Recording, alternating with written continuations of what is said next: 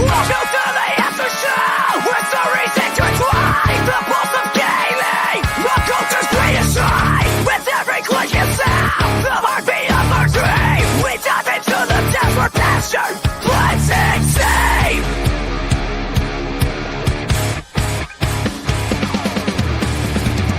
Turn it all down in! The Aftershow begin! Our culture's got the spotlight! We're getting never ends! Passion out of passion! The topics to explore! It cannot harm the sound to enter! In the world we know, we're breaking through the noise! Till the fire is high, with games and culture's voice! The enemies call me Namor. What it do, everybody out here in Naysayer Nation? We are back for the After Show podcast. Another Sunday and another week that ended in total disaster for the game industry. we just keep piling it up.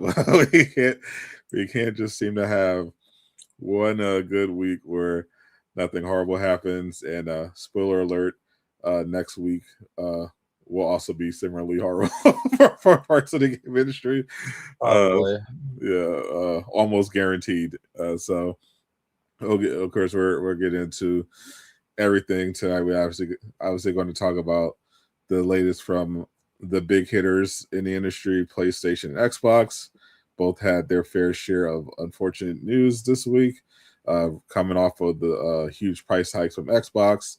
Sony said hold my beer and announced that they're canceling effectively physical game production as we know it, on top of course their games no longer releasing on any platform other than PlayStation, except for the cases of some multiplayer live service stuff.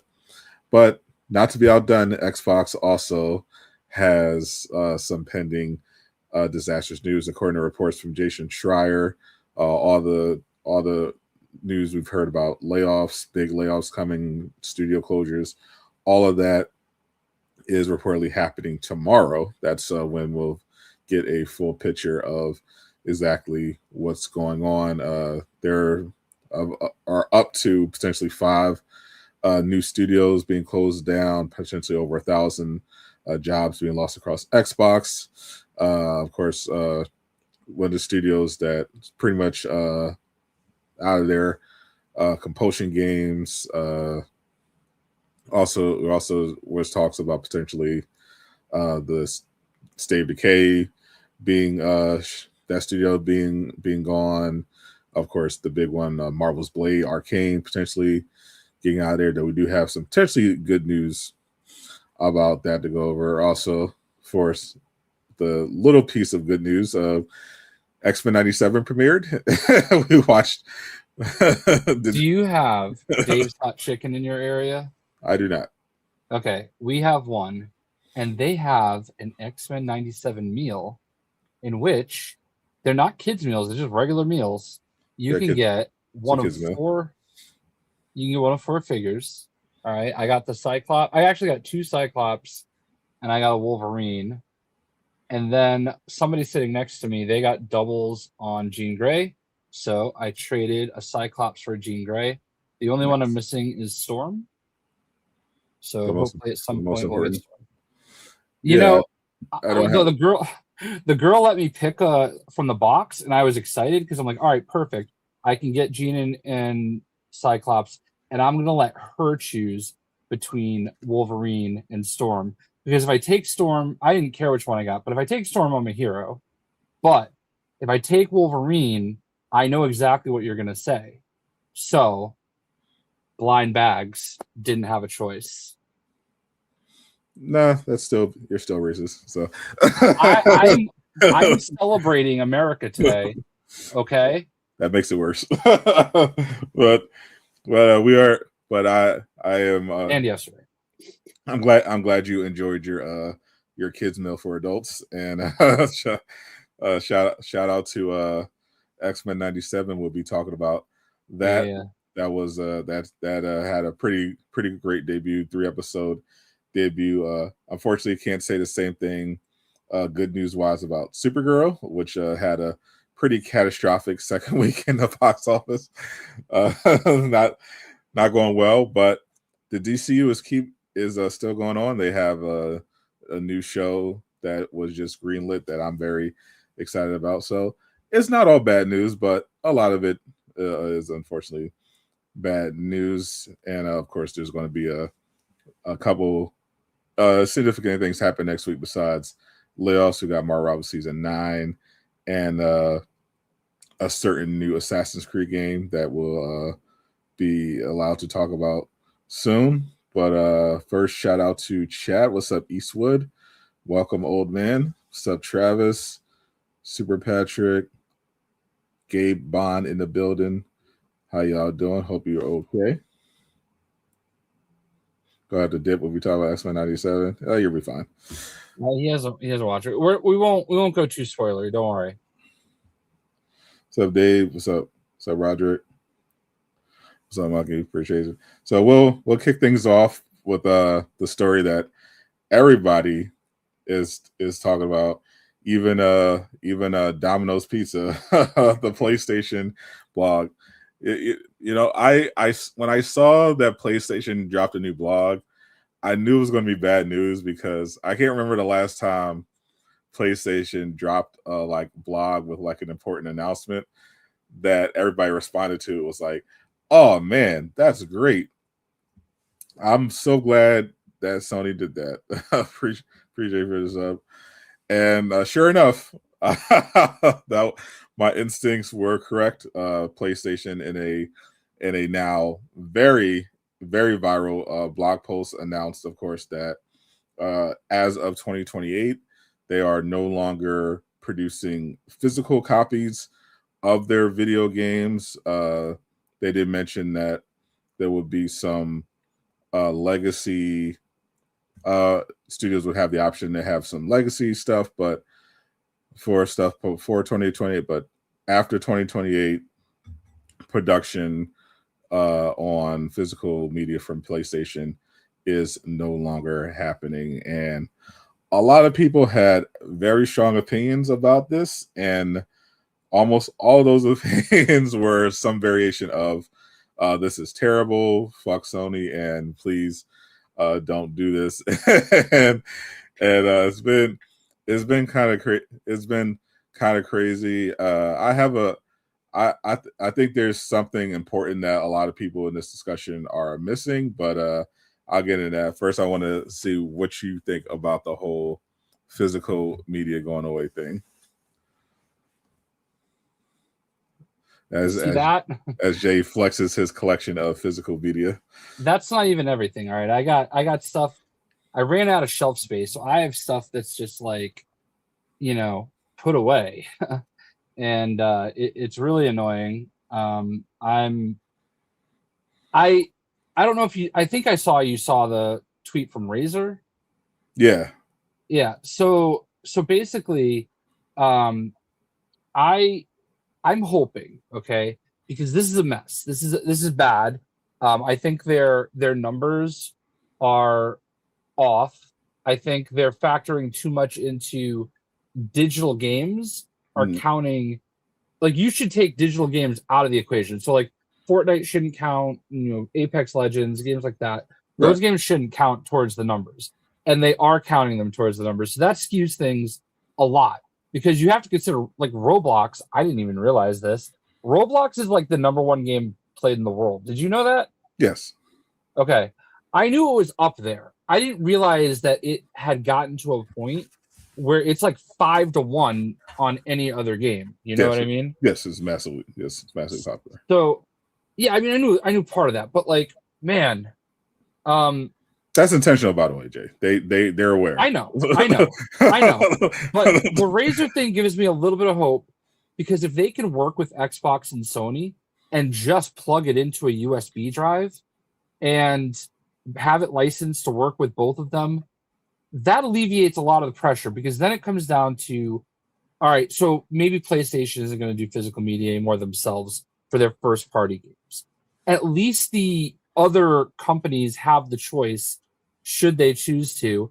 And I think what that means is what Nintendo is doing, where they're charging $10 more for the physical copies.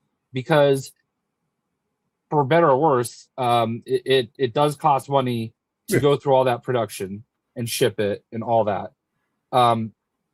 It's a terrible decision, I think, because people, I think they underestimated how much that. Remember in 2020 or sorry 2013, that famous passing of the disc the day after Xbox had, they were going to do the same ish thing as Xbox. Yes, 100%. But they saw that disaster and they said, "Oh shit, what do we do? Let's pivot." And they did it masterfully, and it won them 2 entire generations, and not just won it for them in a landslide. Wonderful. That buried Xbox into a hole that they still haven't recovered from. And you know how much that hurts me to say. Yes, but it's true. It's true. And we all know that all along. So like, how did they think? Did they think that time would bury those sentiments? Because some people have moved on. I do prefer digital, if I'm being honest, because I'm at a point in my life where I'm too lazy to like just change the discs. But I love having it as an option, and I love getting it for my collection. So yeah, I don't understand. I think it really does come down to the money. There's unfortunately, even when you exclude, Marvel Rivals, Roblox, Fortnite, the fact is most games are still bought digitally, and with how much some money that Sony is looking to cut costs, because as you know, the pricing in the industry, production AAA, has gone up a lot. We had famously Spider-Man 2 budget of $300 million, which is still nuts. Then Sony on top of that spent $400 million on the Concord disaster. They spent over $3 billion, almost $4 billion on Bungie, which also has been a disaster. So Sony was just looking for ways after all that to cut costs. They did it by closing some studios. They did it through layoffs. They did it through price hikes. And another way they found to do it is by saying, hey, most gamers aren't buying physical copies anyway. It's kind of going away. Let's just add that to the list of ways that we can save some money on our production by just skipping that part. We can just not do it. And they thought, because of how many people prefer digital, it wasn't going to be that big of a deal. And it was it was more so than they thought. But I think what's kind of lost in this digital versus physical discussion is that there's a much larger problem, and it's not the idea of there not being physical copies of games anymore, which again most people aren't buying. It's the concept of ownership in the digital, specifically in the game industry, and consumer protection. Even if Sony reversed their decision and said, you know what, we're going to continue production of physical discs, that wouldn't actually solve the problem, which is why I'm concerned, because if they did that, they would get a ton of great PR and people would forget about it, when the real problem is DRM and digital and the lack of consumer protection that exists in the game industry. It shouldn't matter if I buy a digital copy of a video game or a physical copy of a video game. I should own it regardless of how I purchased it. But the way they put this in writing, when you buy a game from them, they treat it as a license. They think essentially they're acting like Blockbuster. They're saying, well, you don't really own it, you're renting it from us, essentially. So if we decide for whatever reason that we don't want you to have that anymore, we can just take it. And hilariously, right after when Sony announced this decision to remove physical media, that they also announced that we also found out they had removed like 500 movies that people had bought from libraries because of a licensing issue without refund. So people who just bought all these stuff like Terminator 2, a bunch of famous movies got revoked from their library. All these people who bought them just woke up to them just not being in their library anymore with no compensation, no nothing. And that kind of just underscored the problem. But people more so turned that into this is why you need physical media. And that's not the solution, because even what we started seeing is that even with physical discs, they started making it so that even if you bought a physical copy of a game, you still had to install it like on your system and download it from the update. So you were still potentially subjected to the whims of Sony should they decide for whatever reason we don't want you to be able to play that game. The actual solution is we need better consumer protection rights so that no matter how you acquire a video game, as long as you have bought it, or a movie as well, whatever, as long as you buy it, you should just own it. Like, they should not have the right to just take it away from you for whatever reason. And I think that's the biggest thing that people are kind of missing here. Not physical isn't really just the solution. It's the actual legal issue of ownership in this situation, I think, is the bigger problem. Did you see another thing that's been uncovered? I saw Dell tweet about it. There's a new thing in their terms and conditions. If you have not used your account for at least 36 months, we may take action to close it. In that case, close your account and remove all your games. Now, keep in mind, very extreme, right? If you don't play for 3 years, could be a number of things. Could be in jail, could be deployed. There's a million reasons why somebody might not be able to access their system for 3 years. You might just not want to play video games for a while. Very unlikely circumstance, but it can happen. It's not ridiculous. It happened to me when I was in college. Yeah. So, like, you come back to it and they just take everything because you didn't access it for a while. Why? Why does that matter? Like, it's kind of crazy the things that they're already showing that they're willing to do. And that is why people want to have their hard copies of the disc. You know, I think there are actually a lot of benefits to going all digital. Number one, we always talk about Gone Gold. That another Dell tweet that was I love following Dell. He has so many insightful things. 100%. And although I think he deleted a tweet that I saw overnight that I don't know if I want to get into, but he was very wrong on it and he might have gotten called out. So anyway, it wasn't industry related though, so it doesn't matter. Because I was looking at his account, I just like, oh wow, that's gone.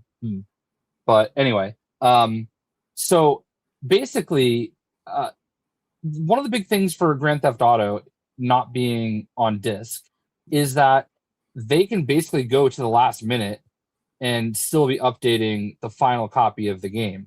They don't have to have it ready on the disc, number one, to ship. And number two, that also means there's not random discs slipping off of trucks and in warehouses in the Philippines or China or wherever they may be, getting offloaded to pirates and sent. And there's no copies of the game that can possibly get out there, and that's going to avoid leaks, and that is pretty big for the company especially. And it saves them money, a lot of money. And it saves them a lot of money. It saves a lot of headaches because, like, look, I mean, my brother worked at Walmart back in the day, and one of his friends for Arkham Asylum, they found the box of Arkham Asylum games like a week and a half before the game came out. And one of his buddies, unbeknownst to my brother, showed up at our house with like 5 copies of the game. I didn't ask any questions. I had Arkham Asylum well before it was out. I beat the game before it was out. I wasn't a YouTuber at the time. I just played it and enjoyed it on my own. But, you know, when a game like that gets out in a week and a half early and you have no restrictions to publicists or anything like that, anything can happen. You know what I mean? Yeah. So that's a thing that still happens today. You know what I mean? And that is how you get all these massive leaks. It's not always just the journalists or media people or influencers that, oh, you know, baby's first video game in advance. Let's break the NDA. You know what I mean? It's not always that. It's sometimes just people getting their hands on the game and they have no restrictions. That's what mostly happens. Yeah.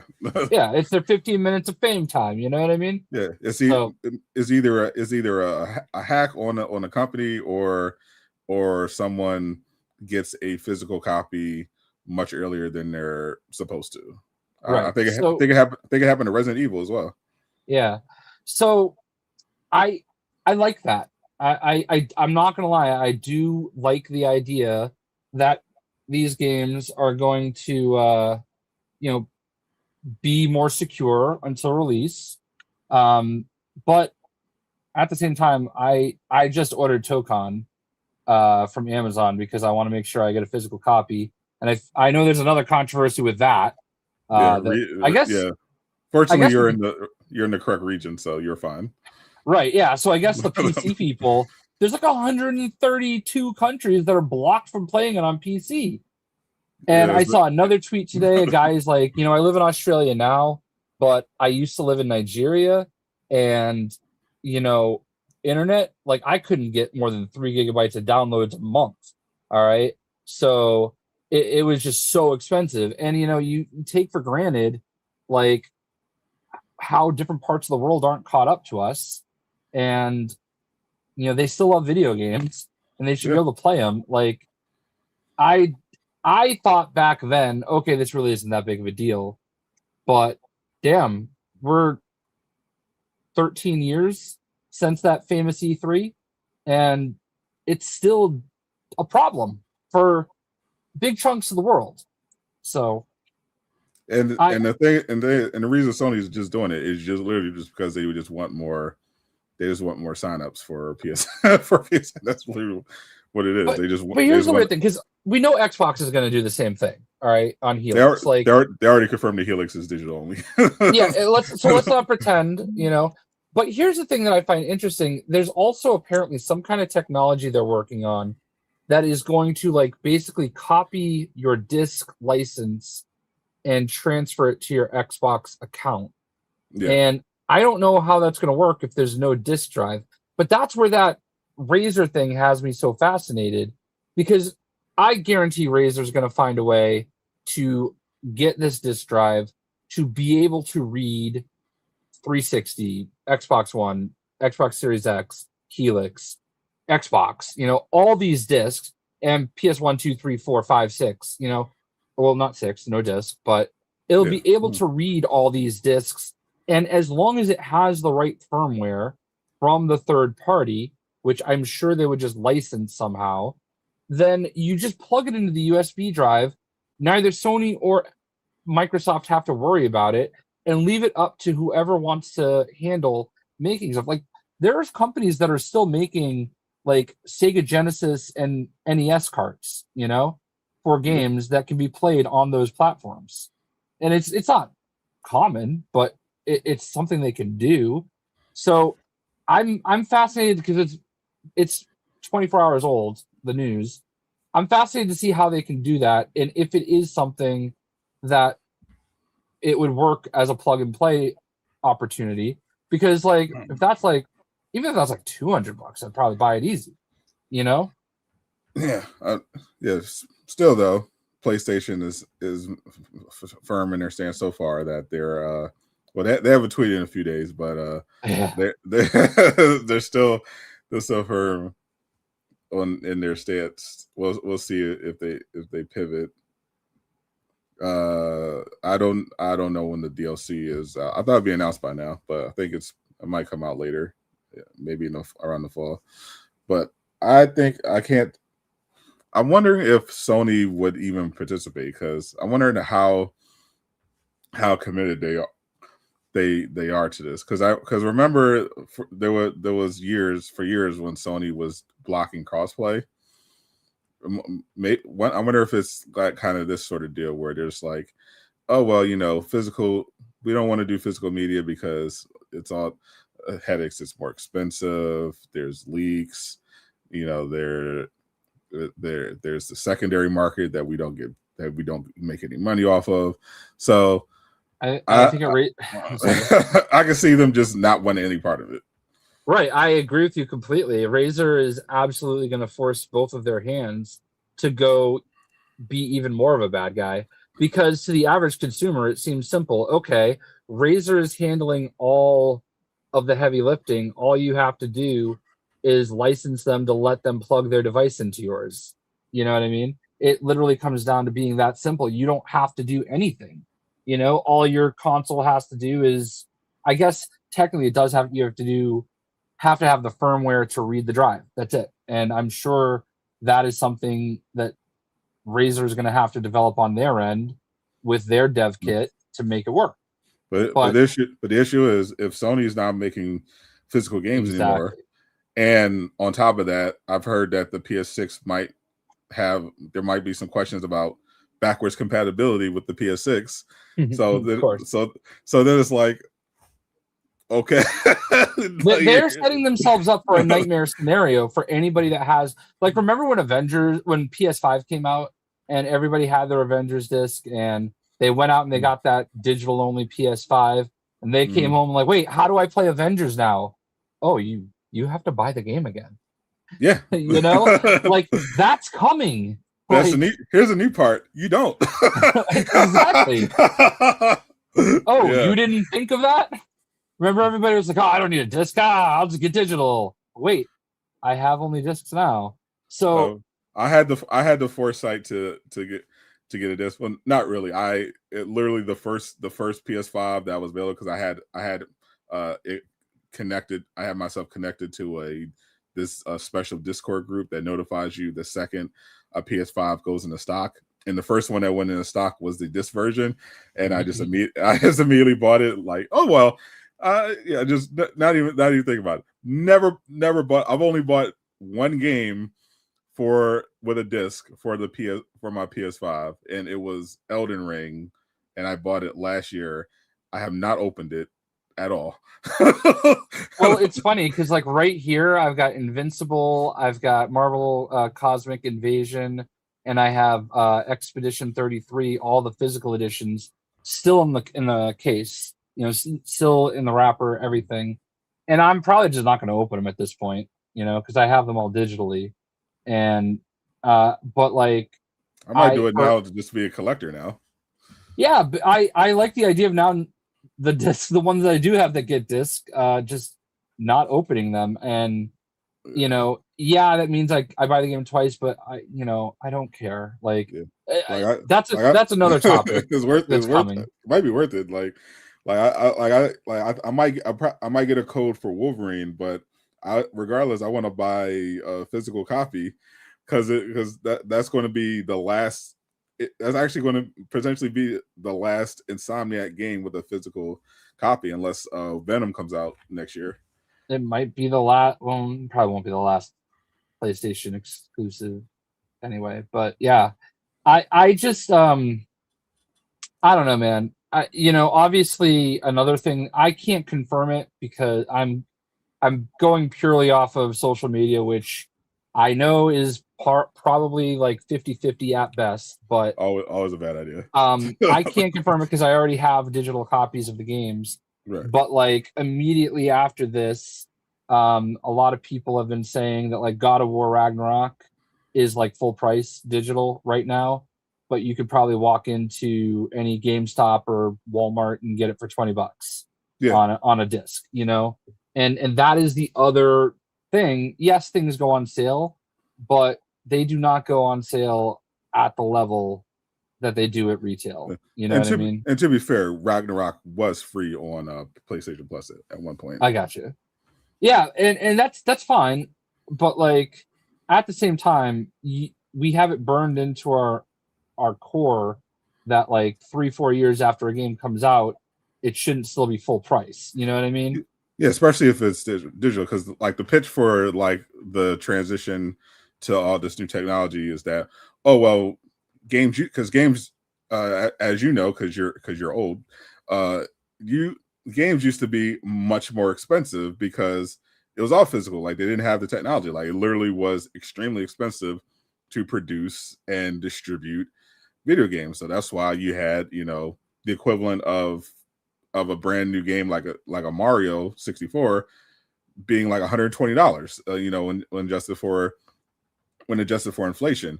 But with the digital age, those savings have kind of been progressively going away. Like you had the $60 games during the PS4 generation, and then they bumped it up to $70, and now you're seeing them trying to, you know, hike that up to $80.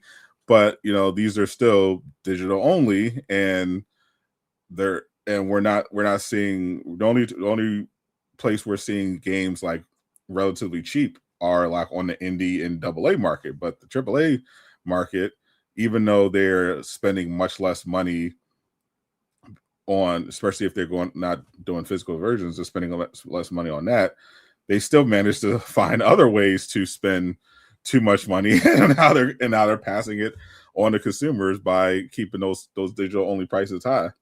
Yeah, and I'm glad that actually segued right into what I was thinking, because the first thing people start saying, well, if the games aren't going to be on disc anymore, then they should be cheaper because you don't have all that overhead anymore. But that neglects the point that these games are costing more and more and more to produce. And everybody's like, well, this AAA, this indie studio could make this game and it's $20. I'm like, yes, look at that game versus Grand Theft Auto 6. They are vastly different, okay? Exactly. Yes, that game is cheaper because 5 people in a closet were able to make it in 6 months. Okay. Yeah, your best case scenario for like, and we're talking about AA quality, is like Expedition 33. And that's right. That was like a $40 game, $50 game. And here's the thing that we're like we're literally about to watch probably 5 more studios close starting as soon as tomorrow.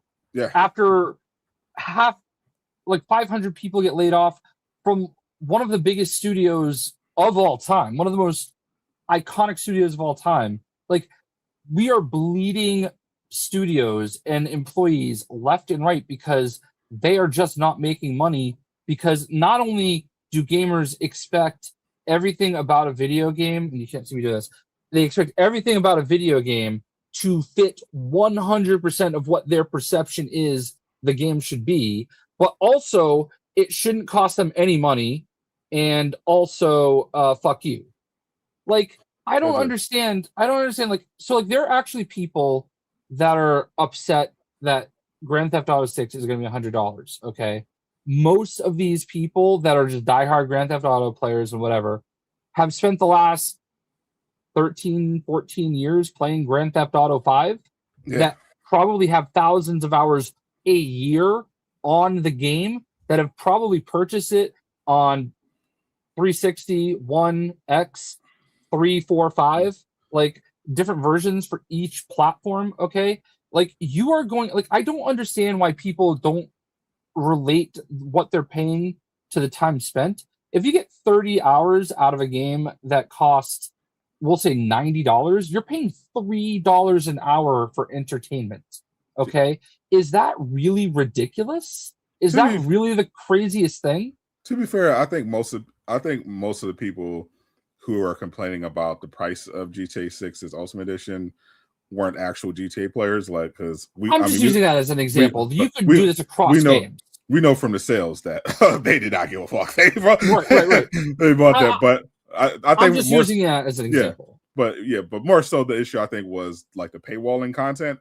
But yeah, there's definitely a lot of people who will complain like any game, like $60, $70. They'll bitch about the price and act like they're like it's somehow not valuable if they spend 20, 30, even 100 hours in a game. They feel like game because they feel like games should cater specifically to their lack of money, and that's just not how it works. It's a luxury. It is a luxury hobby, and if you don't have the luxuries to afford a hobby, I mean, they have free to play games, they have indie games, they have AA games. You can get those. I just want to. I feel like my litmus test should be anytime somebody complains about the price of a video game, I want to ask them how many pairs of shoes they own. Because if you own more than like 2 or 3, then I don't care about your opinion. Because if you have like a closet full of $500 shoes, I don't want to hear about your opinion. Like, I feel like there's this weird thing where it's like there's all these places where you can spend money and nobody questions it. But God damn it, if I have to pay $3 more for a video game, like what? Like, oh my God, it's the worst thing that could ever happen. It's like, God damn. Yeah, it's kind of like the people who bitch about $70 video games while spending $500 in Fortnite. Right. But that's free to play. And that's the weird thing is that, like, but like I'll even use Lego as an example. Okay, there's been times where they'll put out all their content. Like people complained about paying $30 for the season pass for these Lego games, and these season passes have all traditionally come with 5 or 6 character packs and 3 or 4 story packs, and all of them basically are about $5 each. You get like 6 to 10 characters and a lot of times some story, not the longest story, but you get like another 45 minutes to an hour of gameplay. And they would complain about that. And I'm like, but you want more. You want them to put more stuff in the game, but you don't want to pay $5 per release for it. Exactly. But yet they want it. They want more. They just don't want to pay for it. But yet $30 is like one bundle in Fortnite. Like Lobo, Supergirl, and Crypto, surprisingly for Fortnite, was a fair price for 2 characters and a sidekick. I thought that was going to be like 4,000 V-Bucks, and it was at best. And it was only like 3,500, which is about $30. But for $30, you're getting 2 skins, a couple items for it, and a little dog that runs around with you. Like, and we're bitching about an extra $20 to get the best version of Grand Theft Auto. Give me a break. And I'll say this about GTA 6. They should have just come out for one version, $100, and just done it. Like, because there's no reason to get the $80 version. Literally, the $80 version is you saying I'm a welfare gamer. Yeah, there's literally because there's no benefit. Like, it's just get the $100. Why wouldn't you just spend the extra $20? It's not that big of a deal. It isn't. This is actually a good question because it is. It's kind of all over. It goes in different areas. So I'm assuming they're referring to like because everything's more expensive. Like where's the money going? Well, obviously a lot of it goes into executive bonuses. Unfortunately, if we're strictly talking about the AAA, if we're talking about the AAA industry, but the issue is that in the AAA section, gaming has gotten more expensive because what happened was as these companies like Ubisoft, for example, got very successful off their games, they thought naturally the best thing to do when you are very successful is expand.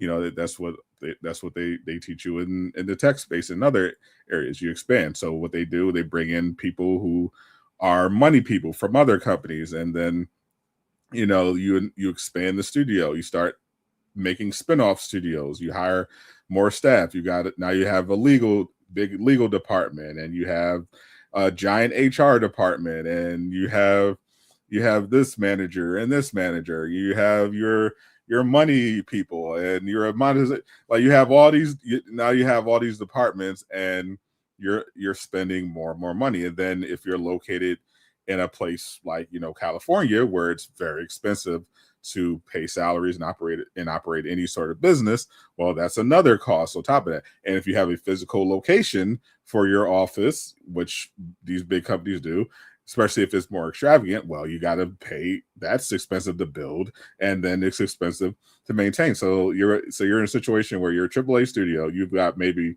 the case of Ubisoft, at one point they had 20,000 employees. So, and you have to pay them competitively because it is the industry. So you're paying what, like $50,000-$100,000 salaries. You're paying for the building. You're paying the dev salaries. You're paying for marketing. You're paying legal, and all this because, well, the numbers have to go up because that's what you do. You expand when you're successful, and that came with, well, now we have investors, and investors, they don't care about games. They don't care about the quality. They just care that the number goes up. So you have to so then you get into a situation where you have to make enough money on all your games in order to justify all the money you're spending on maintaining your expansion. And that was fine, during the pandemic when everyone was forced to stay at home and gaming saw this huge boom. But once that growth slowed down, then you have suddenly a bunch of these AAA companies that spent all that money on expansion. Suddenly, they're not getting those expansion gains anymore. And their investors are looking at them like, number not go up. And now you have to look into a situation where, okay, now we're spending. Now we used to spend $50 million on a AAA game. Now we're spending $200 million or $300 million, or in some cases $400 million, and that's just strictly on the budget, and of that one game. So it's gotten to the point where, yeah, they have to find, now they either have to cut jobs or pass that expense over to the consumer, or a combination of everything, which is what we're seeing. We're seeing, Ubisoft, they cut a bunch of stuff, jobs. Xbox has been cutting a lot of jobs. Prices are going to raise. That's just how it works. It is simply the industry. Specifically these big companies expanded too much, and when you expand that much, that you have to be able to make money to justify it. And once that stops, now we start seeing all the blowback and repercussions. So unfortunately, there's really no way to fix that without people losing their jobs. It just is what it is. Like, you can't suddenly make smaller games without making people redundant. Like, that's why I think that's what Asha is kind of been tasked with, that, or I think that's what she kind of saw as like the only realistic solution for Xbox. She saw like, okay, we're Xbox, but our brand is kind of in the shitter. We've been completely destroyed by Sony. Even Steam and Nintendo are just eating our lunch. We're spending a lot of money maintaining all these studios, but we're barely putting out any games. So she probably thought the drastic thing would be to just cut a bunch of studios, trim as much as possible, and then kind of zero in and focus on IPs that they think they'll be able to make a lot of recurring revenue on, to like fund everything and kind of get back on track and be a little more leaner. And in the short term, that's just creating horrible headlines. Because there's really no other way around it from their perspective, because she's the CEO, but Big Daddy Microsoft is in charge, and they have investors, they have bosses they have to appeal to. So she has to find a way to make Xbox profitable long term, and there really just aren't that many great solutions when you're dealing with these massive corporations with expectations that the number keep going up. That's just what it is. Before I touch on that, so we're talking about Ubisoft having up to 20,000 employees at a certain point. If you assume that they're making an average of 75K a year, which may be high in some areas and low in some areas, I don't know. But I feel like there are people that are probably making much more and maybe a little bit less. Yeah. You have to figure with that many employees, they were spending just $1.5 billion a year on salary. Yeah. Right? Like, that's wild when you consider, okay, so they put out a Skull and Bones, and they put out a Assassin's Creed, what came out that year, Valhalla, and they put out Watch Dogs, whatever the last Watch Dogs was. Like, and then there's a couple other games, right? They're putting out all these games. Like, will those 3 games collectively get that back? You know, like, and you have to do that every single year. And that's why they're all so heavily monetized. And Ubisoft started getting memed about it. Like, why are these single player games basically like live service games with, like, you know, packs and stores, and that's why.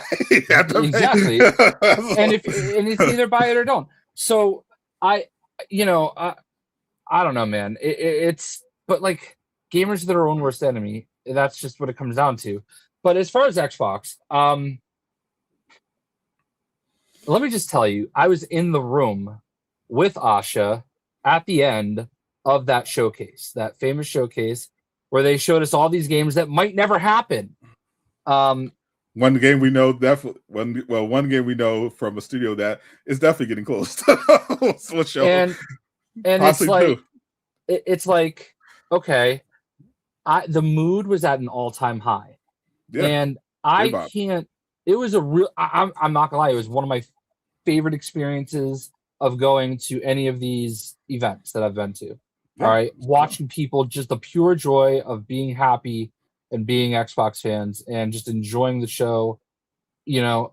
But I do wonder, like, what the point of that is if you're just gonna pull the rug, because nobody wants the rug pulled out from under them, right? Yeah. And I don't understand the point of showing some of these games if they're never going to happen. Like, I just don't. Hellblade. Yeah, I'm gonna be honest. I don't necessarily agree with that studio being shut down, but I don't know why they're not selling these studios. There's got to be ways to do it. But here's my cope. Okay, my cope would be that all of this stuff is leaking for a reason. To get that feedback visibly in the air, with hope that she can go back to Daddy Microsoft and say, listen, give me another year. We have the money to be able to get through this year. We're gonna reorganize. We're gonna push these games out. We're going to get leaner, but still be able to put these out. And I think we can turn around if you could just give us another year. If after a year these games come out and it doesn't make a difference, then we will start the process of offloading those games, offloading those companies, whatever it may be, you know. But I just feel like she just got here. She's already, at least on the surface, seemingly changed a lot of the rhetoric with Xbox. Yeah. I mean, but it's like that seesaw, you know? So, like, let us keep building and getting ahead, especially with all this blowback on Sony this week. That could be the ultimate, like, look, we're making moves. Let us just get there. Because if we cancel State of Decay 3, if we cancel Blade, Dell keeps pointing out that Blade had like 3 to 4 times more views than the second most viewed trailer from that announcement Summer Game Pass show. 11 million. And maybe it's going to be a shit game. I don't know. Okay. I thought, I'm not a big Dishonored fan, but I thought the game was still good. Like I think Blade is going to be good, and we actually did get some interesting news.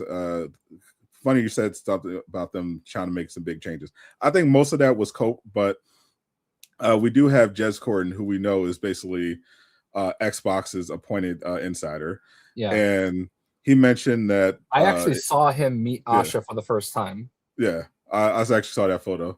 I was standing there watching it happen. So Machine Games we know is safe. They're apparently being reinvested in heavily by Xbox. There's going to be they're going to do a Wolfenstein 3 TV show. But under there, he mentioned some news on Arcane. He said, from my end, he's heard there's no plans to actually end development on Blade, although there's clearly some major potential restructuring going on. So what essentially seems like is happening is that Asha must have probably looked at the balance sheet and probably got had some conversations with the Microsoft bosses, and they said, look, number got to go up, y'all got to cut some costs. So she started going through studios that maybe have been underperforming or didn't think it had potential, and she's like, okay, what can we cut, what studios can we close? We got to close, we got to as part of our rebuilding strategy, we're going to have to close some stuff down. So they put some stuff together, and from what we've gathered from insiders, they're either considering shutting studios down or negotiating to get them sold off to other potential buyers. But if they can't find buyers, my understanding is that they will be shut down. And the creators of Hellblade, Compulsion, who did South of Midnight, they're reportedly going to be shut down unless they find a buyer at the last second. It'd be crazy that they're considering shutting down State of Decay 3, because I thought that was one of the most anticipated upcoming Xbox games. That one's crazy. From what I understand, Blade is over budget and running behind. So, but it's still coming out next year sure. on schedule. Of course, I'm just saying that, like, I understand why there's question marks there. You know what I mean? For sure. But I don't understand, like, if you're for any of these games, if you are within 6 to 8 months of these games actually coming out, just fucking eat it and get there.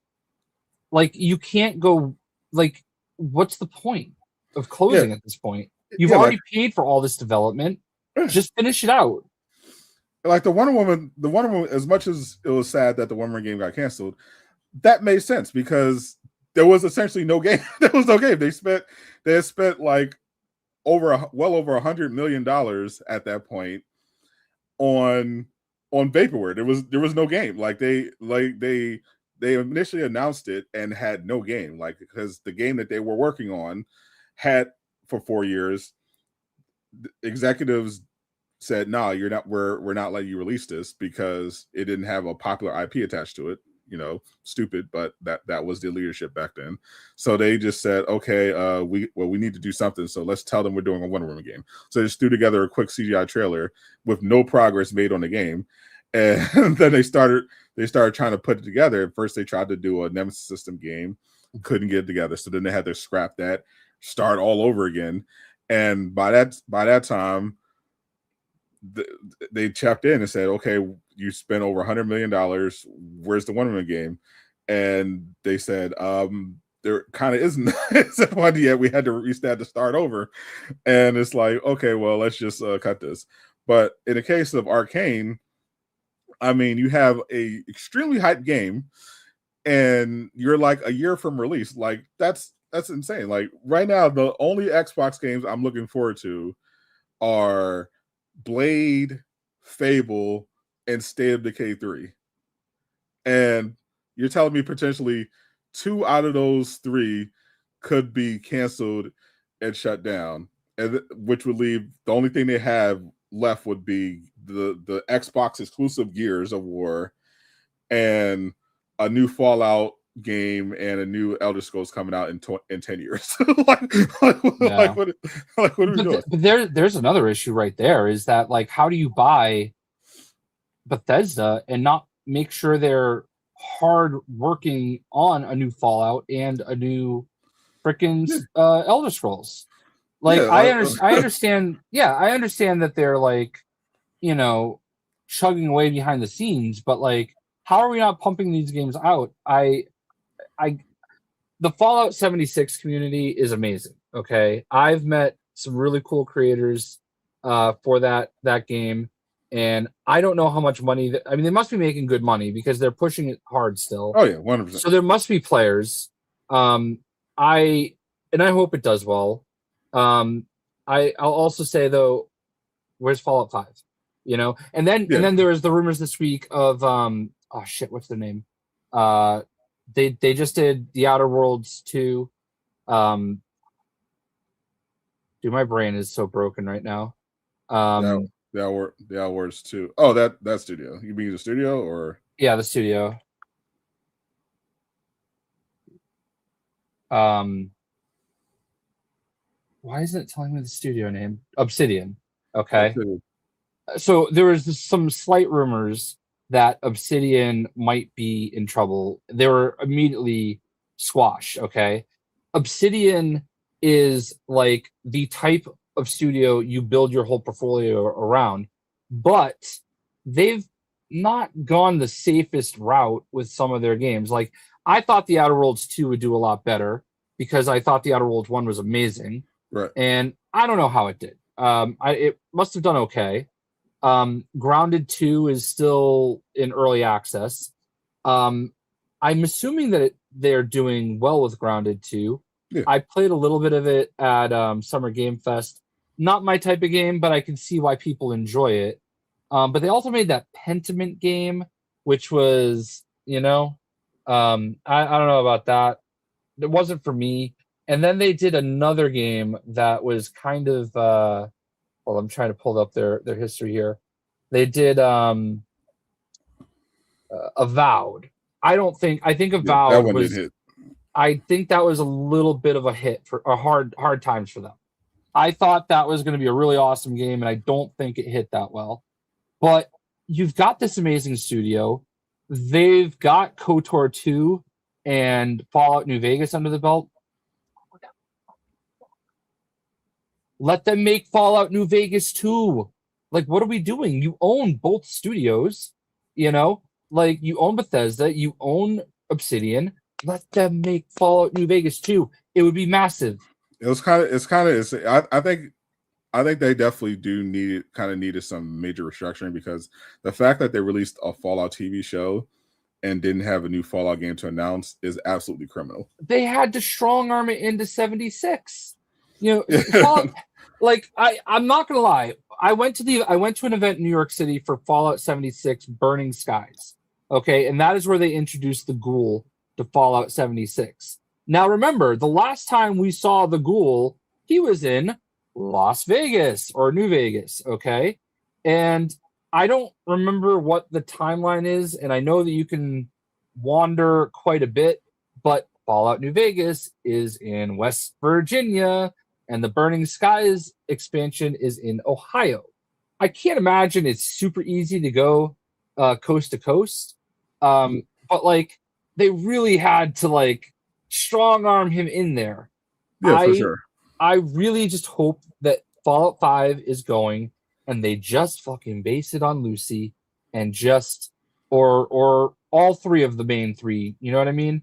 It can be the Ghoul. It can be I'm not remembering names right now, but any of the three. Okay, you can play the game from any of the three perspectives. Yeah, because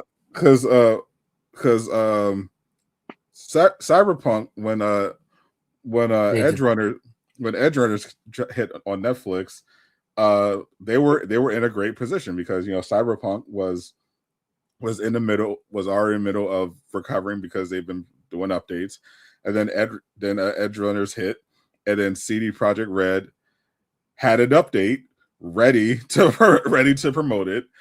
Then they later released DLC Phantom Liberty, and they announced and they announced a Cyberpunk sequel, and they announced The Witcher 4.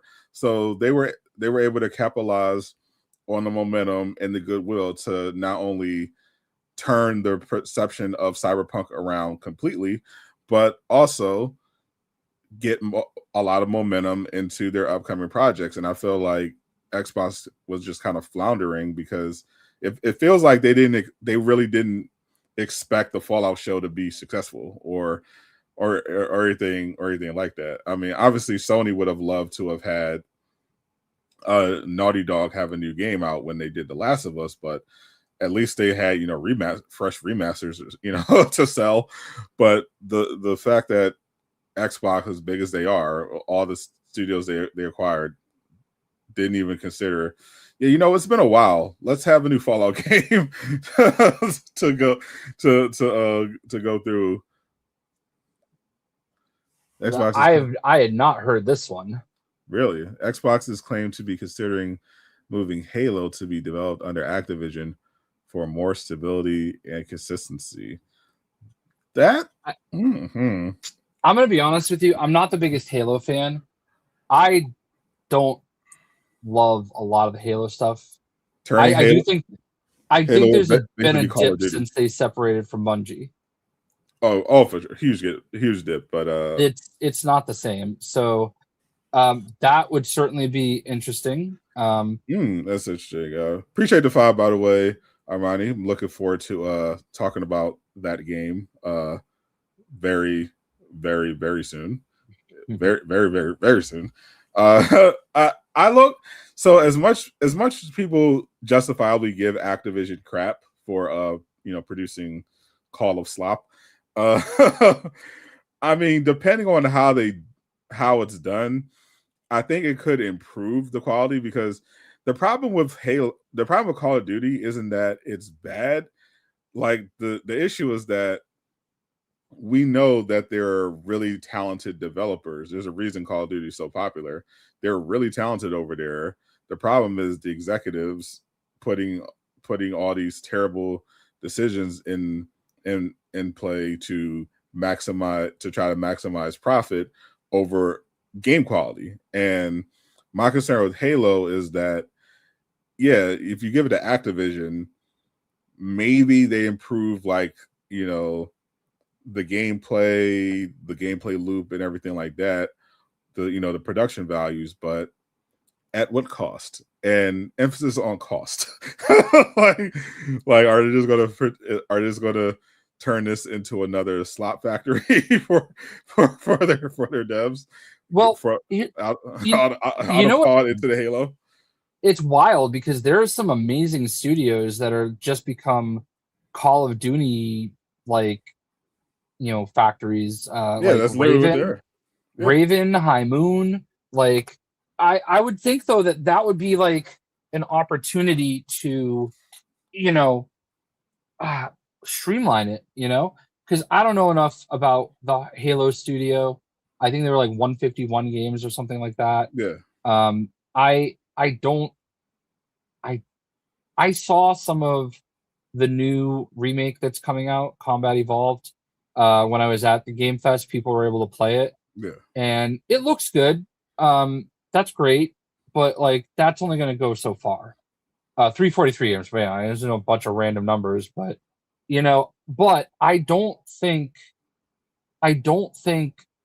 their quality has been anywhere near Bungie's. And I just feel like if you can put them into that factory, if you will, fold them into the Call of Duty ecosystem and then turn all these studios into a Halo and Call of Duty ecosystem, I think there's something to be said for that, Call of Duty was very lazy. The last one I played was very lazy. They did it kind of like this sandbox style levels, and I was like, ooh, this does not work.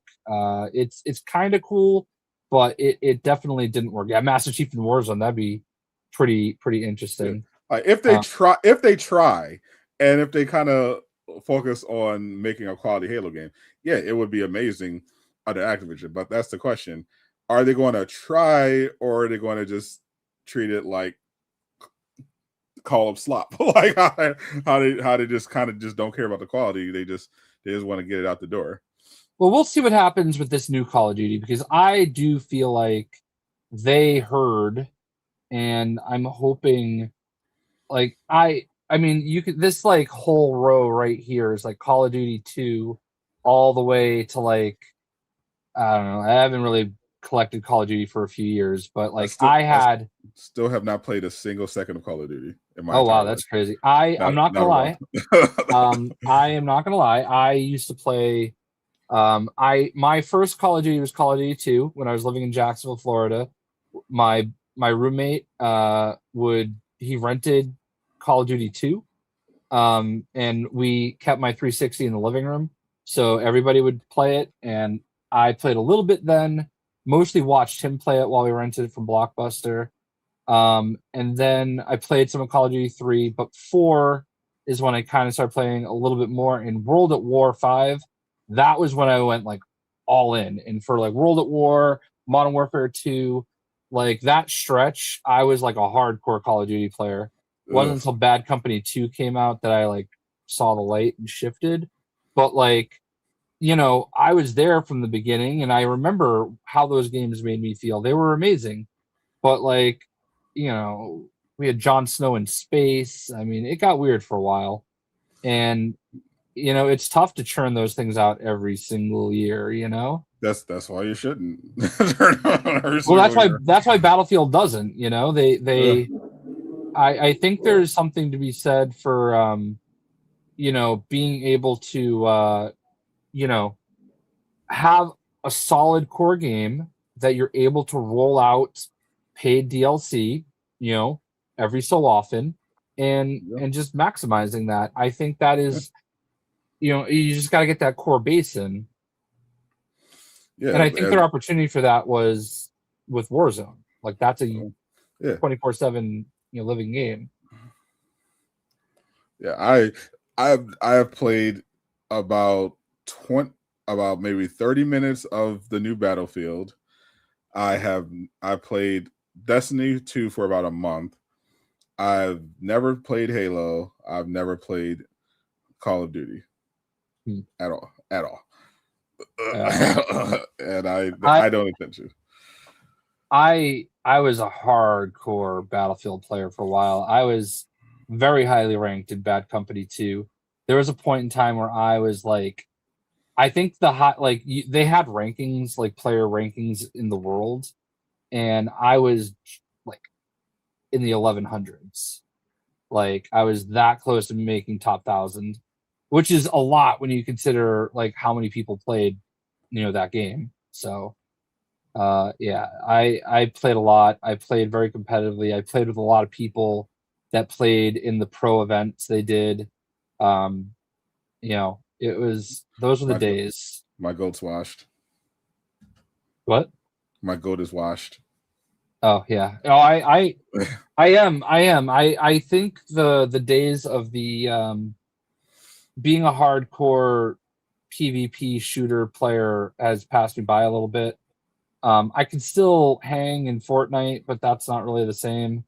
But Killzone and Resistance were terrible. There's a reason why those games are dead.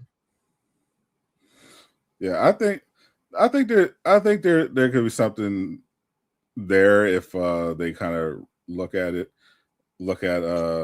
how they can bring, because there's definitely demand for old PlayStation IPs. I have seen you know, people asking for different, you know, Jack and Daxter, Killzone, you know, and I think they can bring some of this stuff back and just, you know, make them better for sure. But nostalgia is a motherfucker.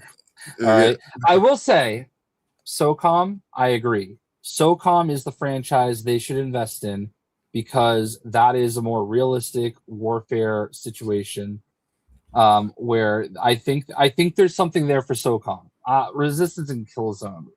Max Payne is actually already in development. That's but that's Rockstar, right? That's the other one. That's the same. That's a Remedy. Is it? I thought Rockstar did Max Payne. Yeah, Remedy. Remedy is working on, I believe, 1 or 2 Max Payne remakes right now. Oh, it is Remedy. All right. I don't know why I thought maybe Rockstar published it. I don't know why I always thought. It seems like it kind of seems like it could be an old Rockstar. Rockstar in 2012. So they did do one of the Max Paynes. Yeah. Maybe it was Max Payne 3. Yeah, they did put Max Payne 3. Yeah, so, but Remedy's the main. Yeah, Remedy's the main one. But yeah, there's definitely some games they can bring back that I think people would be requesting, because like I still think it was a mistake that they canceled the Twisted Metal live service game. I don't understand why, especially when you had a Twisted Metal show that was actually good and that people were watching. Like that seemed like a choice to look at a Twisted Metal, which is an established that's kind of the golden goose. Like you have an established IP that you got the nostalgia factor. Mario Kart just came out. Yeah. I know it's not completely similar, but there is a place for it. Yeah, it's a party game, but maybe but more hardcore. You made a show based on it that's doing well, and they were like, you know what, we're going to get rid of that, but here's a Concord and Fair Game dollars. like what what is, I don't understand the thought process behind what went into this live service. Like I understand why Jim Ryan got a boner for live service games. Like obviously it's the same deal. Ones. Yeah, it's the same deal with all these studios who invest in live service. They see the potential, like, oh, you mean I can make one game that infinitely prints money? Yeah. Well, who wouldn't if you're an executive be intrigued by that? But the decisions on the games to invest in, mind-boggling. I don't understand. I think the thing that a lot of these developers don't understand is by the time a trend hits, if you're not already like 2 years into development on that game, by the time that you try to put that game out, the trend might already be over. Extraction shooters were huge like 2-3 years ago. And by the time Tarkov was one of the most streamed games. Like Tarkov was a big game. So like Tarkov, not extraction shooters. Right, exactly. But like then you just saw all these people say, "Oh, I want to do extraction shooters." Like, isn't there like a Disney extraction shooter under development? Supposed to be from Epic Games, supposed to be coming out in November. Yeah, I think the problem is that extraction shooters there was never a genre that was meant to be like something you copy. Like hero shooters kind of made sense. Battle royales kind of made sense, but extraction shooters were always, by design, were meant to be like these niche, hardcore experiences. And Tarkov, even though it was a very successful game, primarily on Steam, it did not have the mass appeal like a Fortnite. It was something that was popular among a core group of dedicated hardcore gamers and streamers. Also, that game was relatively low budget. It was a small game. It made sense for them to, obviously they fucked it up later when they got greedy, but they made a relatively small, interesting game. It appealed to this niche audience. It blew up. Great. Like having all these companies come in like after Tarkov has like lost relevance, saying, okay, let's get in on the extraction shooter thing. It's kind of silly, because especially if you're not going to do it right. Like the reason why Arc Raiders had that initial success is because it didn't really look like an extraction shooter.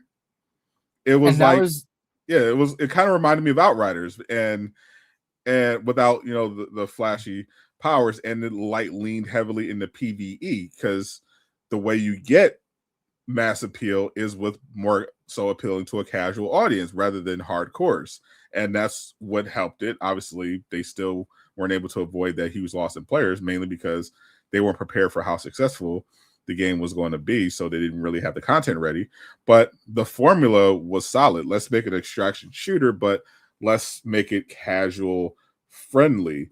Whereas Marathon was like, no, let's make a Tarkov competitor that cost 10 times as much to make it. Yeah, and that was what I was waiting to get for my shot. I was about to ask you, when was the last time you heard anybody talk about Arc Raiders?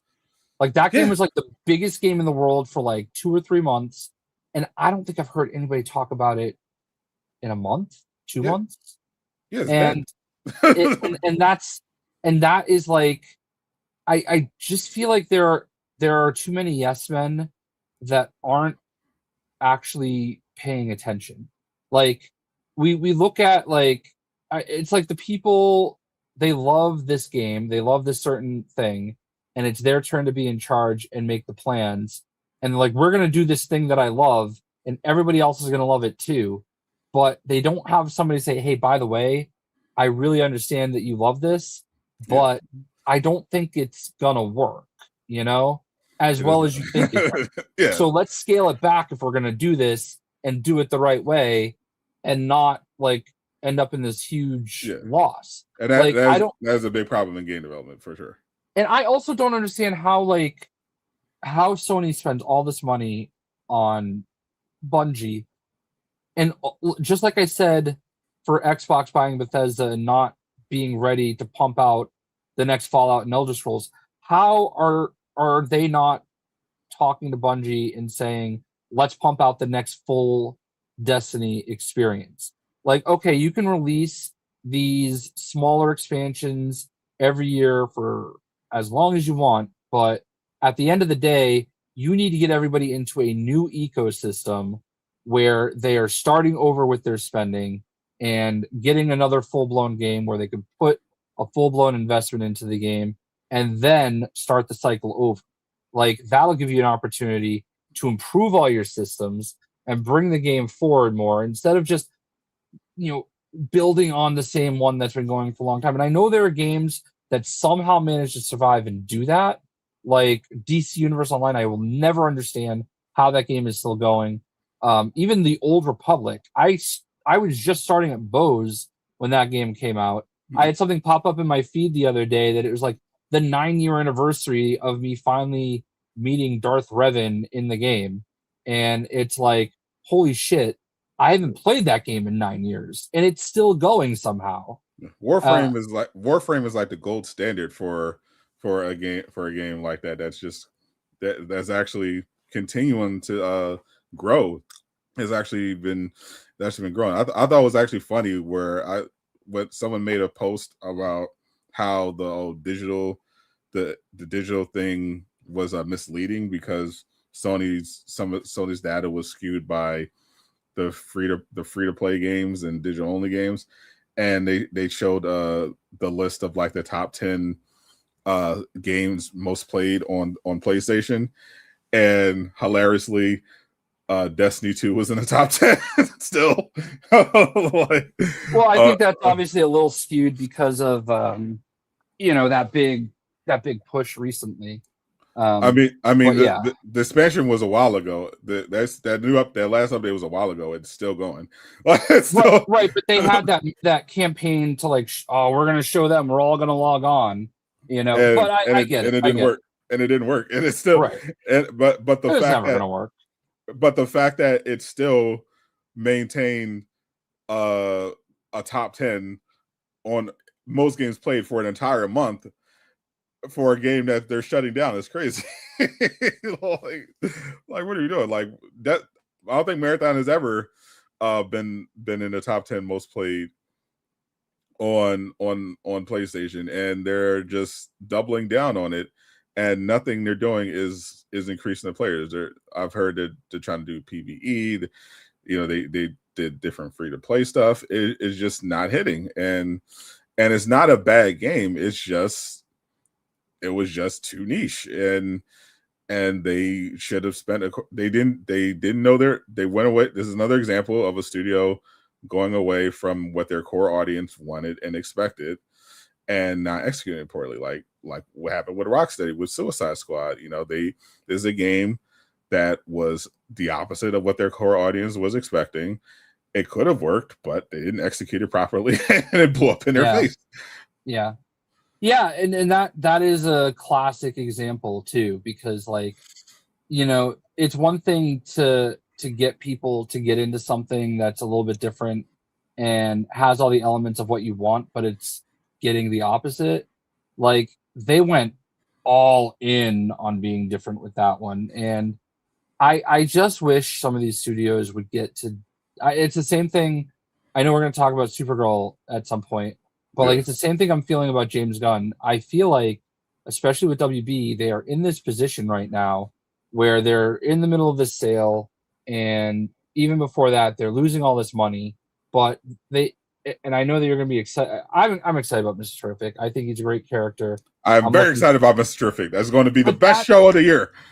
I hope so, but that's not what they need to be doing right now. Just like I don't think they need to be doing Supergirl. Selfishly, I understand feeling that way, but they haven't even gotten to the Trinity yet. You need to be focusing on the core. You need to get some safe ones out there that are going to get the interest back to where it needs to be, get you the trust, and then you start going to the smaller things. But let's keep it a bean. If they had announced and released a new Wonder Woman movie with a new actress instead of Supergirl, what do you think the box office would have been? And do you think the discourse would have been any different? I do think the discourse would be. Who's the new Wonder Woman? I will say the same thing. I've seen different fan casts. Assume she's extraordinarily hot and a better actress than Gal Gadot. Yeah, then I think there's a possibility it does as well as the first Wonder Woman did. But I also think that Millie Alcock almost got there, and then a week or two before, she said something she should be allowed to say, but isn't safe to say. You know what I mean? And there's no reason there should have been any blowback on it. I think she said something yeah, I think I know what you're talking about. I don't think it mattered at all. No, I don't disagree, because that's another issue we're running into, is that everybody needs things to be. Everybody wants a 10 out of 10 all the time, and if it's not a 10 out of 10, then fuck it. All right, and if it's not exactly to their demanded specifications, then fuck it. Okay, you can't even. There's no nuance anymore. It's what I want or fuck it, and that is killing all of this entertainment, because it used to be that we could just have a 7 out of 10 and be like, all right, I enjoyed it enough. It wasn't perfect, but it was good. I enjoyed it. I'm glad I got to experience that character. I hope we get to see them again. What's next? You know what I mean? And if you just get those safety situations, get your new DCU Batman out there, all right? You're confusing people. I think that would have done great, but sure. I think the issue is that you're kind of looking at it from a nostalgic point of view, and I think the problem is that the economy has changed in a lot of ways, mostly for the worse. Things are much more expensive. People are looking for ways to cut back, and obviously theater attendance has been shrinking forever now. But you'll still have your big box office stuff, but it's big. These are typically big movies, but sometimes you get unexpected hits. But those unexpected hits, Back Rooms, if you look at the box office, the reason why that was a massive hit is not because it made $1 billion. It didn't. It was 300 million. It's because it had a tiny budget, right. And And the issue is, it's fine to make an okay movie, but if just a fun okay time. But if you're spending nearly $200 million on it, agreed. I mean, that's an issue. You have to rein it in. Like, I don't think Clayface is going to make right $800 million, but if they made it for like a $10 million budget and it makes $100 million, that's a hit. Exactly. But that's I'm questioning James. I love James Gunn. All right, yeah. I've loved all of his movies. I'm starting to question him being in charge. I don't think he's a like head of studio guy. I think he needs somebody to put him in the right direction. I'm gonna let him cook for a little longer, but I do understand, because my issue is that, like, I like James Gunn in charge because I think James Gunn is I think he's a good writer. He loves comics, I think he's brilliant. He's a good director, but the quality concerns me a little bit, like for Supergirl, because obviously the chuds were going to hate Supergirl no matter what. Like, same as if it was a Wonder Woman, they were going to hate it no matter what. Especially they were just looking for a reason, especially if the actress has, opinions on politics that are controversial, such as women should have rights. Those people hate that. So I think the issue was that the movie wasn't that good, and you can't really afford to do that anymore. Marvel got away with it for a while because it was at a time when people were still going to the movies, and they built up a ton of momentum, with Iron Man and Iron Man 2.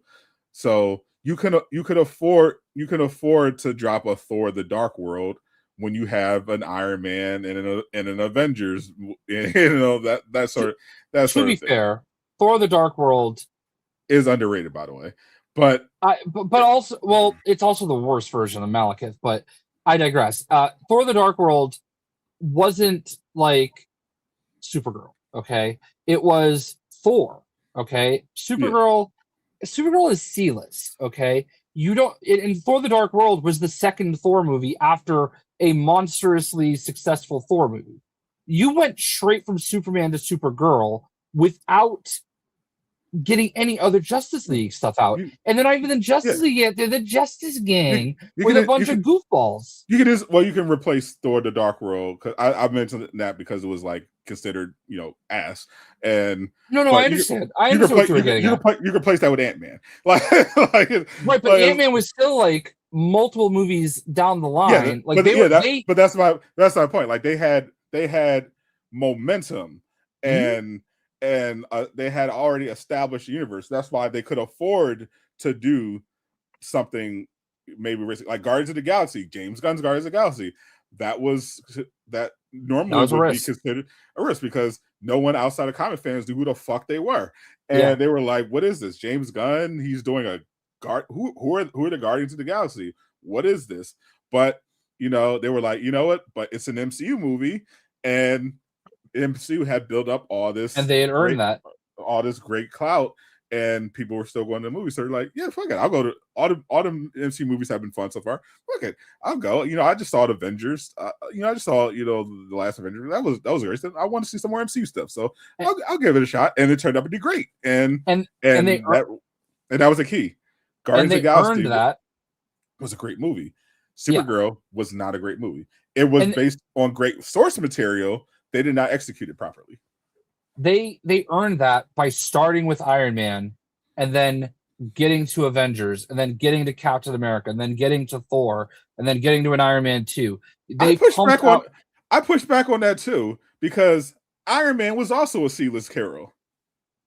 Yeah, but it was Robert Downey Jr. and who was a C-list actor, who at that time people thought was out of Hollywood. It's not who he is now then, but they blew up with Iron Man, and then they got into Avengers because it was a great movie. If they had played it safe, they would have started with Spider-Man or something like that. Well, that's the other issue is not having those rights.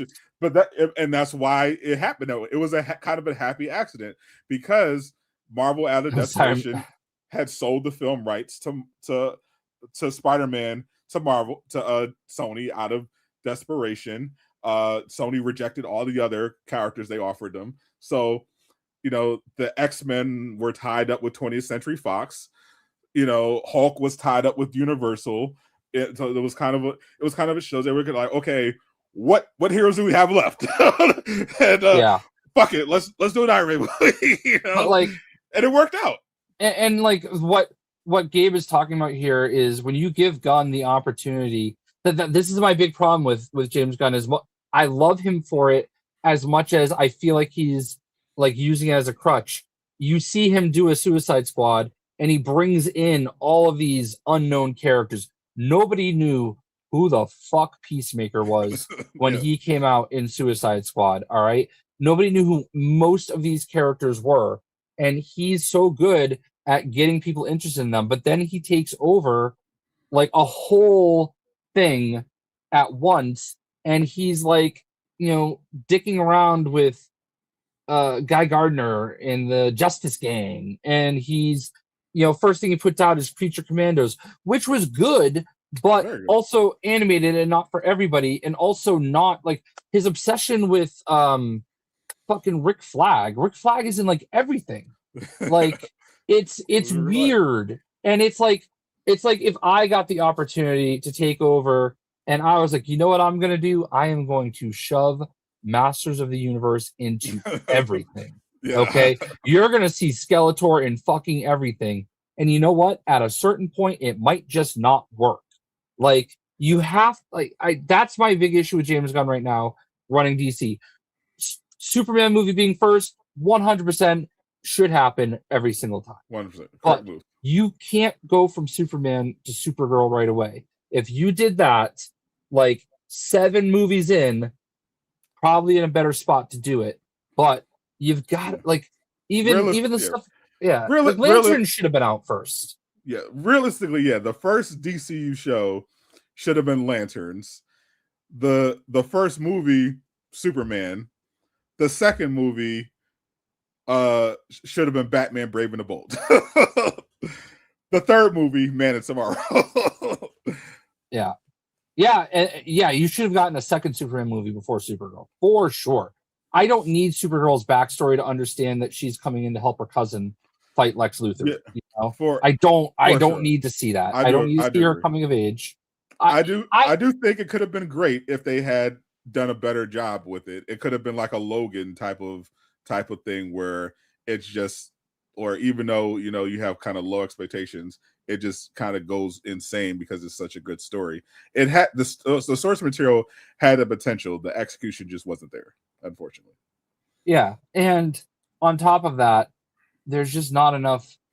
Even Lobo, as much as we comic book fans love Lobo, he is not your mainstream pickup on Lobo is the fact that it's Jason Momoa, not that it's Lobo. Yeah. So, and a lot of people, I'm sure everybody that watched this movie and saw Jason do Lobo is now going out and looking for Lobo comics because he was fantastic as Lobo, as shoehorned in as he was. Yes, it did kind of feel like it was almost done in reshoots. It was kind of wild. Every other aspect of that movie was things people didn't know or weren't familiar with. And you can't do that every time. You just can't. And he uses that as his crutch. He's like, I am going to make people like these obscure characters because I did it with Guardians of the Galaxy and I'm gonna do it again. You're gonna love Rick Flag. He fucking rocks. All right. You're gonna love Rick Flag. Yeah, he's cool, I guess, but it's still Rick Flag, and there's only so many ways you can put him in there and have him be interesting. I like Peacemaker. Peacemaker is kind of cool, but at the end of the day, it's still. I don't know. I don't know if I'm putting all my eggs in that basket. Again, they got lucky because it's John Cena, and as bad as an actor as John Cena is, Peacemaker was made for him. Like, and I thought his acting's actually gotten pretty good. I think he's gotten better. Yep, he's absolutely gotten better, but he was a terrible actor, like going into Peacemaker for sure. But he definitely got much better. I thought he was legitimately good in a lot of Peacemaker season 2. Appreciate the dodos Armani. I'm definitely have my money on Wolverine over Spider-Man 2 in terms of my personal enjoyment. But I think the gun issue is that he's obviously very passionate, but I also question how patient, like that's the other thing. They're in the process of being acquired by Paramount. So previously I was like questioning how patient WB was going to be. They seem kind of satisfied after Superman's success. But now they might be like looking a little sideways. Fortunately, if Supergirl, if the numbers are correct, Supergirl is going to lose money, but it's not going to lose money like Flash did. The one thing James Gunn has done that I applaud that he learned from Marvel is not going over budget. Like he is very clear that I'm not greenlighting a project unless I like the script.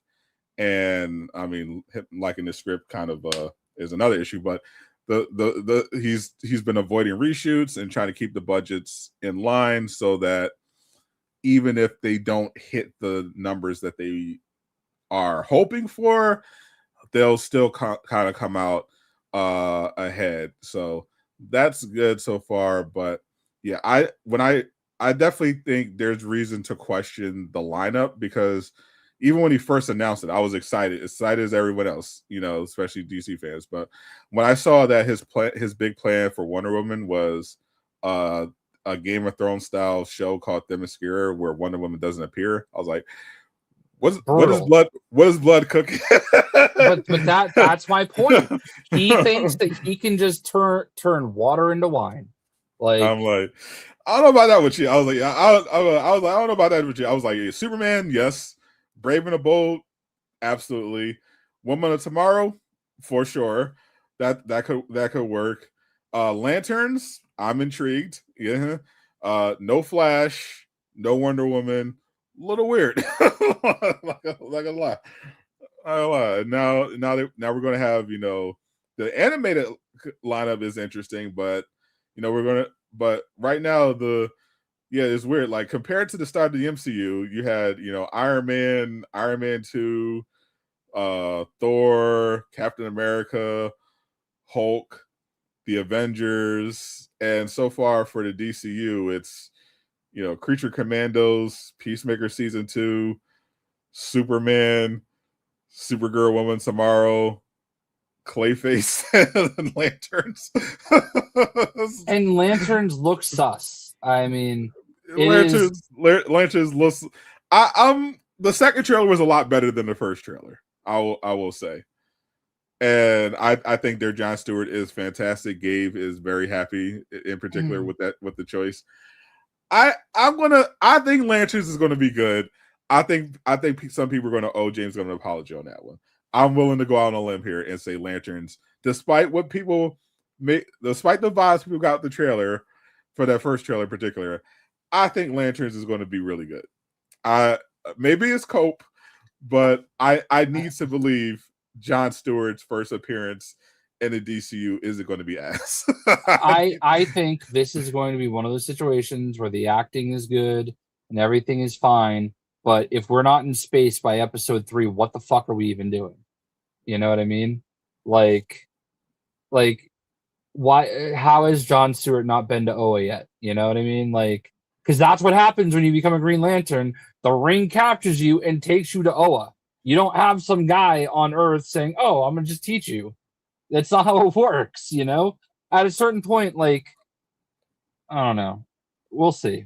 I'm assuming that there's a lot of stuff they were keeping out of the trailer, and that when we see it, we're gonna be like, oh, I can't. Oh, of course they really just wanted this to be a surprise, or they really got us. I've said all along that I hope that what they've shown us is like the first 2 episodes in the trailers. But like, if we're really fucking around in some hick town, with for 9 episodes, what the fuck? You know what I mean? Like, okay, where's Sinestro? Like, where are these all the space aliens that we're fighting? Like, what are we doing? You know, like what's like? Have faith, Jay. I'm trying to, but I don't have a lot of confidence right now in his decision making. I just don't. I don't like. I know the Batman. He inherited that, and it was very successful, and it was very good.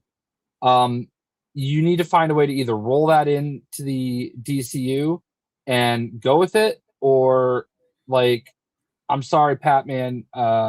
Great one off, but we're moving in a different direction. The all the rollout, the spin-offs from that universe is just confusing. You know, Penguin show, good show. Clayface could be a good movie, but like, I don't know. Apparently they're doing a Deathstroke and Bane movie. Deathstroke Bane movie. Like, okay, maybe. But weird, but could be good. I don't know. Exactly. I'd watch that. I'd watch that. That sounds like I'll tell you what, Eastwood, if that's the case, fine. Okay. If Brainiac is just if this is setting everything up for Man of Tomorrow and we get there, fine, because at least that is giving us some cosmic reason for this to happen. You know, we've already seen Guy Gardner be a Green Lantern in this universe. Like, we don't need, like, we already know what the Lanterns are. We don't need some grounded, like, establishment show that like builds up into, like, we know what they are, just do it. Like, I don't know. I loved what they did about Superman. They just assumed you knew who he was and they fucking just rolled with it. I think that works for Superman because he's the most, famous character in human history, apart from Jesus Christ.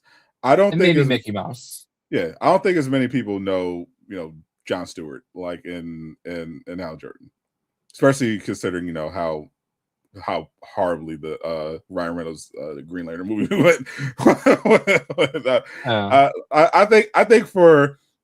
I think there's only a small handful of characters that you could get away with saying, okay, you already know, we don't need to get into the backstory. That's Superman, Batman, and Spider-Man. Like, we know about Uncle Ben. We know about Martha. We understand. They're like, these are iconic characters. I feel like as much as we love comic nerds love the Green Lanterns, I think it's perfectly valid to have like an origin story, especially when you're introducing John Stewart as a potentially mainline your main Green Lantern universe. I think that's perfectly valid. I don't think they need more than 2 full episodes to get there, though. Like, I mean, you should have that story ironed out and started in the first 2 episodes, and that's why you make it a series instead of a movie. And I think that's could be the benefit here. I think I'm trusting them on Lanterns. I think they're good. I think they're going to cook. Yeah. Well, I'm cautiously optimistic, but I haven't seen anything that. See, Travis' mom just proved my point. Shout out to Travis's mom. I mean, Green Lantern, I think, is just an overarching character. I don't really think it matters which one it is. I think a lot of people, the average viewer, will look at Green Lantern and not know, like, how the casual will just see Green Lantern. They don't know the difference between Hal Jordan, Kyle Rayner, and Guy Gardner. Exactly. That's why I think the show, conceptually at least, makes sense, because I think casual comic fans understand. Oh, okay, Green Lantern, yeah, the guy who with the you get the ring and power is powered by your imagination. Got it. That's like the gist of they get that general I think that's I want to get this off my screen. I've had it on here a while. We had transitioned into this. I have been saving this. Apparently, Naughty Dog updated their header today, and are those discs?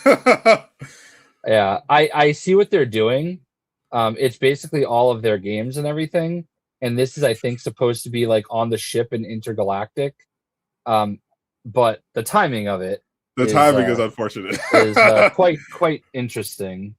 So yeah, I just wanted to get that off the screen. I don't know how long that's been up there. I think it went up today. That's what I saw. If it just went up today, that's yeah, they might be playing with fire on that one, because I do know that Sony was looking to cut some jobs, and they were looking at Naughty Dog potentially, because Naughty Dog has not produced really anything this entire console generation. So they might want to be careful. Right. Might want to be careful with that one. Like you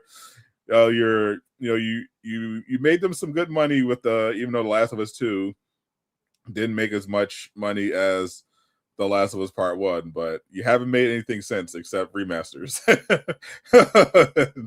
and people did not receive the trailer for your new game very well, so right. They might want to be careful. Like Sony might look for an opportunity to cut some more of their costs going forward, starting with Naughty Dog. Like they better watch out. But very, very, very well done on their part. If that was, it could have very well been accidental. They might take it down. It might not piece it together. It feels intentional, so some intern might get in trouble for that one. Like, because if that did go up today, probably the internet might be like instigating. It could have just been something they've had up that no one just noticed until today. I guess from what I understood reading the tweet, I had already gone past that. I just opened the image. From what I had understood, it looked like it had just gone up like in the last day or two. Yeah, I would be curious to see someone confirm the time on that one. Yeah, Intergalactic, we still don't have gameplay for that. Also, I think they're targeting 2027 for that, and we still don't have any actual gameplay. I heard that maybe the Game Awards for that one. Maybe they'll do a state of play September. But yeah, they might have just caused Sony to pay a little more attention to their development timeline. Like, yeah, where's that trailer that you owe us? What's going on? Yeah. Sorry, I'm trying to figure out what Intergalactic. Pretty sure Naughty Dog doesn't make Souls-likes. I'm pretty confident in that. In fact, they don't make Souls. They don't make Souls games.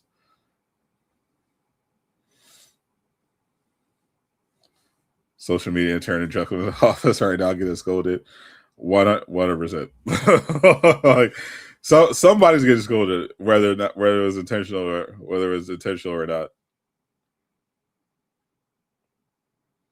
That's unfortunate. But very funny. But very funny. Now, so the other thing we got to hit on is just to avoid some spoilers for Eastwood's sake, is X-Men 97 season 2, and I have to start off by complaining. Jay, I have a big fucking problem with X-Men 97 season 2. Okay. And it's the fact that they premiered it with 3 episodes and they dropped it at 3:00 in the fucking morning. Why are we still doing this? They have they literally learned nothing? Like, why are we still premiering shows at 3:00 in the morning instead of a reasonable hour so that people can have proper watch parties and proper discussions? Like, they got the weekly model right, but they're dropping them in like in the middle of the night. I mean, it was a proper time for Europe. Sure. You know, like a typical East Coast American, only thinking of themselves. But yeah, I it didn't really affect me because like I knew it was coming, but I wasn't ready to watch it until the morning, anyways, or afternoon actually. So, man, it's really good. And my biggest complaint is how the fuck there isn't something already tied into Marvel Rivals, like Marvel Future Fight can do it. Yeah. You know, yeah. like, I think in the case of Rivals, it's like unfortunate timing because they were coming off a holiday, and the release of 97 coincided with the final update week of 8.5, which they had planned to do more summer stuff. So I'm guessing they just hadn't had anything. They just didn't have the time because they also were having issues getting the just the summer stuff they had out the door. So if my Lord Cyclops is not wearing this on Friday, they have fucking failed. Okay. So my guess is that the X-Men 97 tie-in is going to come with the launch of season 9, which is Friday. Yeah. So we'll probably so if there is a tie-in, we'll know about it probably on Tuesday. Yeah. And then it'll be in the game Friday or later this month. But I definitely do expect some kind of X-Men 97 tie-in for sure. I just think it just literally was a time, and they just didn't have the opportunity to get anything prepared because I think they've always done some kind of tie-in for. But it's not like they didn't know this was coming like months ago. You know what I mean? Yeah. I don't know. I'm so sick of all their original shit. I don't care about Captain America's fucking cock. I don't care about any of this booty shit. Like, I don't care. Okay. Jay loves it. Over it so much. Like, even while this was live, there's like people talking about, oh, there's 2 original Iron Fist skins coming very soon, and there's original Doctor Strange stuff coming soon. Like, motherfucker, like, why? There's so much like it's fine. Like, if you want to do some events with that stuff, great, okay. But like, come on, man. What are we like? I feel like as each season goes by, they actually do less and less and less of like the core stuff that we know and love. I think this season it felt like it because it just so happened to fall on the summer special, which they obviously made extraordinary amounts of money on last year. That's why they came back and doubled down on it. So that's why like pretty much this whole 0.5 section of 8 was just dedicated to the beach stuff. So I think season 9. I mean, I'm definitely expecting more beach stuff in season 9 as well. But I think we'll see more of a mix this time. The usual stuff, some comic stuff, some original stuff. And particularly, I'm expecting Age of Apocalypse theme content. I think that would make a lot of sense since they introduced Apocalypse, setting him up as like a big bad for this season because when they introduce Jubilee, they're introducing her as a horseman of Apocalypse. So to me, that tells me that they're definitely going to be doing some kind of Apocalypse theme. Maybe that's what the theme of this battle pass is going to be, or they'll have some shop skins throughout the season. So and I'm not worried about that. But here's the other thing. I don't know if they realize this. They've got like 50 characters now. You can expand. You can have events like literally go live every week. All right. And you can put all your original skins in those events, and you can sell 2 or 3 different shop update bundles, skin packs every week. You don't need to do 2 every week. You have so many characters, and there's so many things that you could make so much money. I'm not saying you need to overload it, but you could probably add another skin. So just dropping 2 every week. You could drop 3 every week now. You're at that point, and you can dedicate at least one of them to something core and classic that you know everybody is going to love, and it's going to let you keep doing those original ones without everybody. Like, I swear to God, if they just put out 1 skin a week that was straight out of the core comics that people are familiar with and hoping for and waiting for, that I would not even complain about the original stuff anymore. You know, like, just give us something. And I think people would still complain, but sure, but it would be very much alleviated because not all comic skins are good. Like, no, but like I look at Iron Man, right? And don't get me wrong, I'm loving my samurai skin, okay? But like, even Iron Man has like 3, maybe 3 core skins, and everything else is original. And maybe I didn't buy a bunch of them, so there may be a few more that are actually from the comics. But like, he's got a mix of he's got some comic skins. He's got MCU, and then he's got original. It's just nowhere near what I thought it would be. Like, I felt like you could churn out 1 Iron Man skin from his arsenal a month, and people would buy that shit. Like I think gobble it up. I think from my assumption is that they're looking at it as like, yeah, they're prioritizing characters based on sales, and that's why you see certain characters get more skins than others, but also they do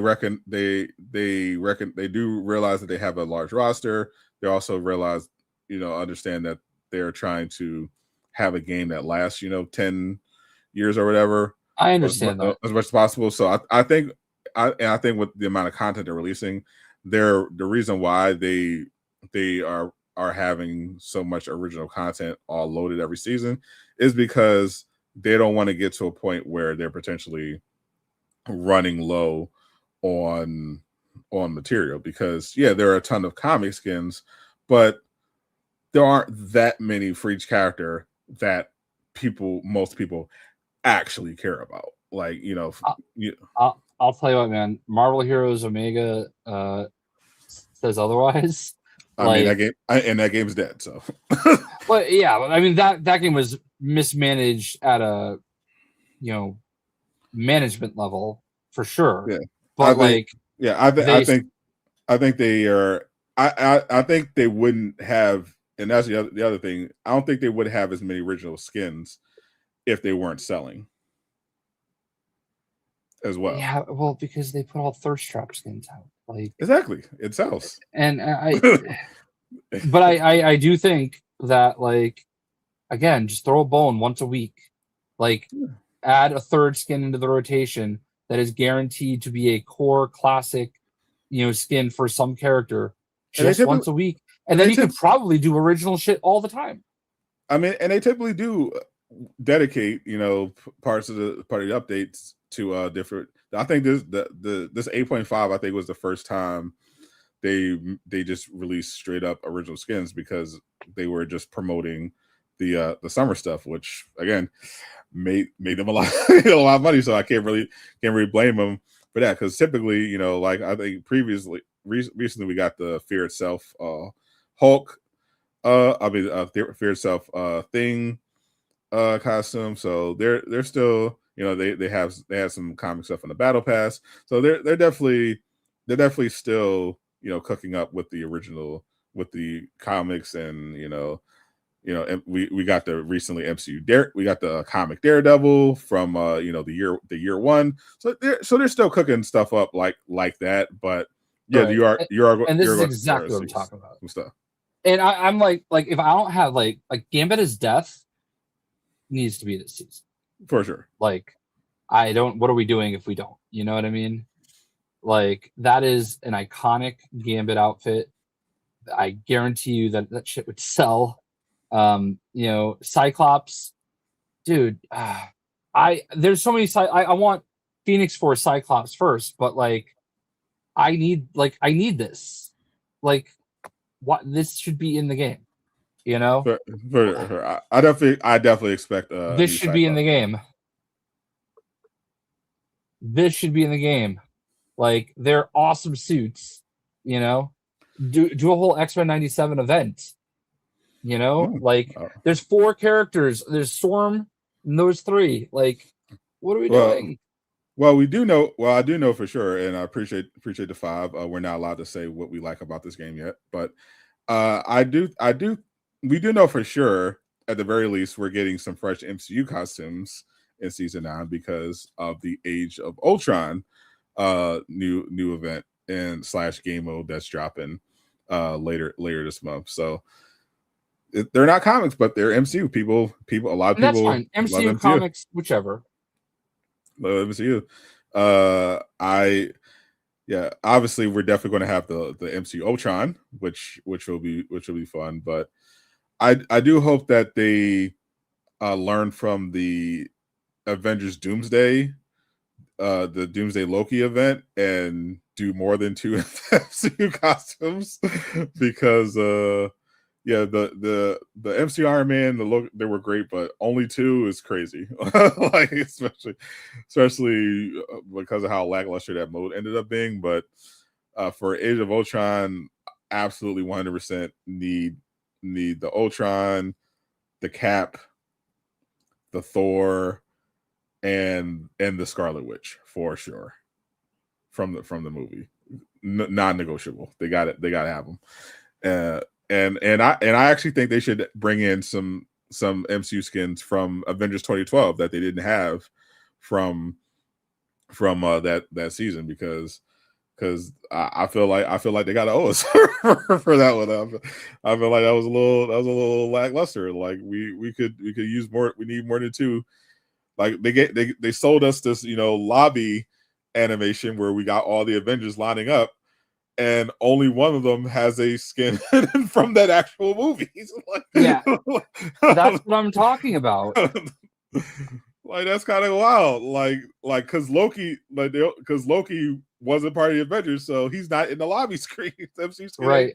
And in the lobby screen, so it's just Iron Man and the base outfits. I tried to put MCU outfits on all of them, but it didn't quite work. I had the Widow movie Widow.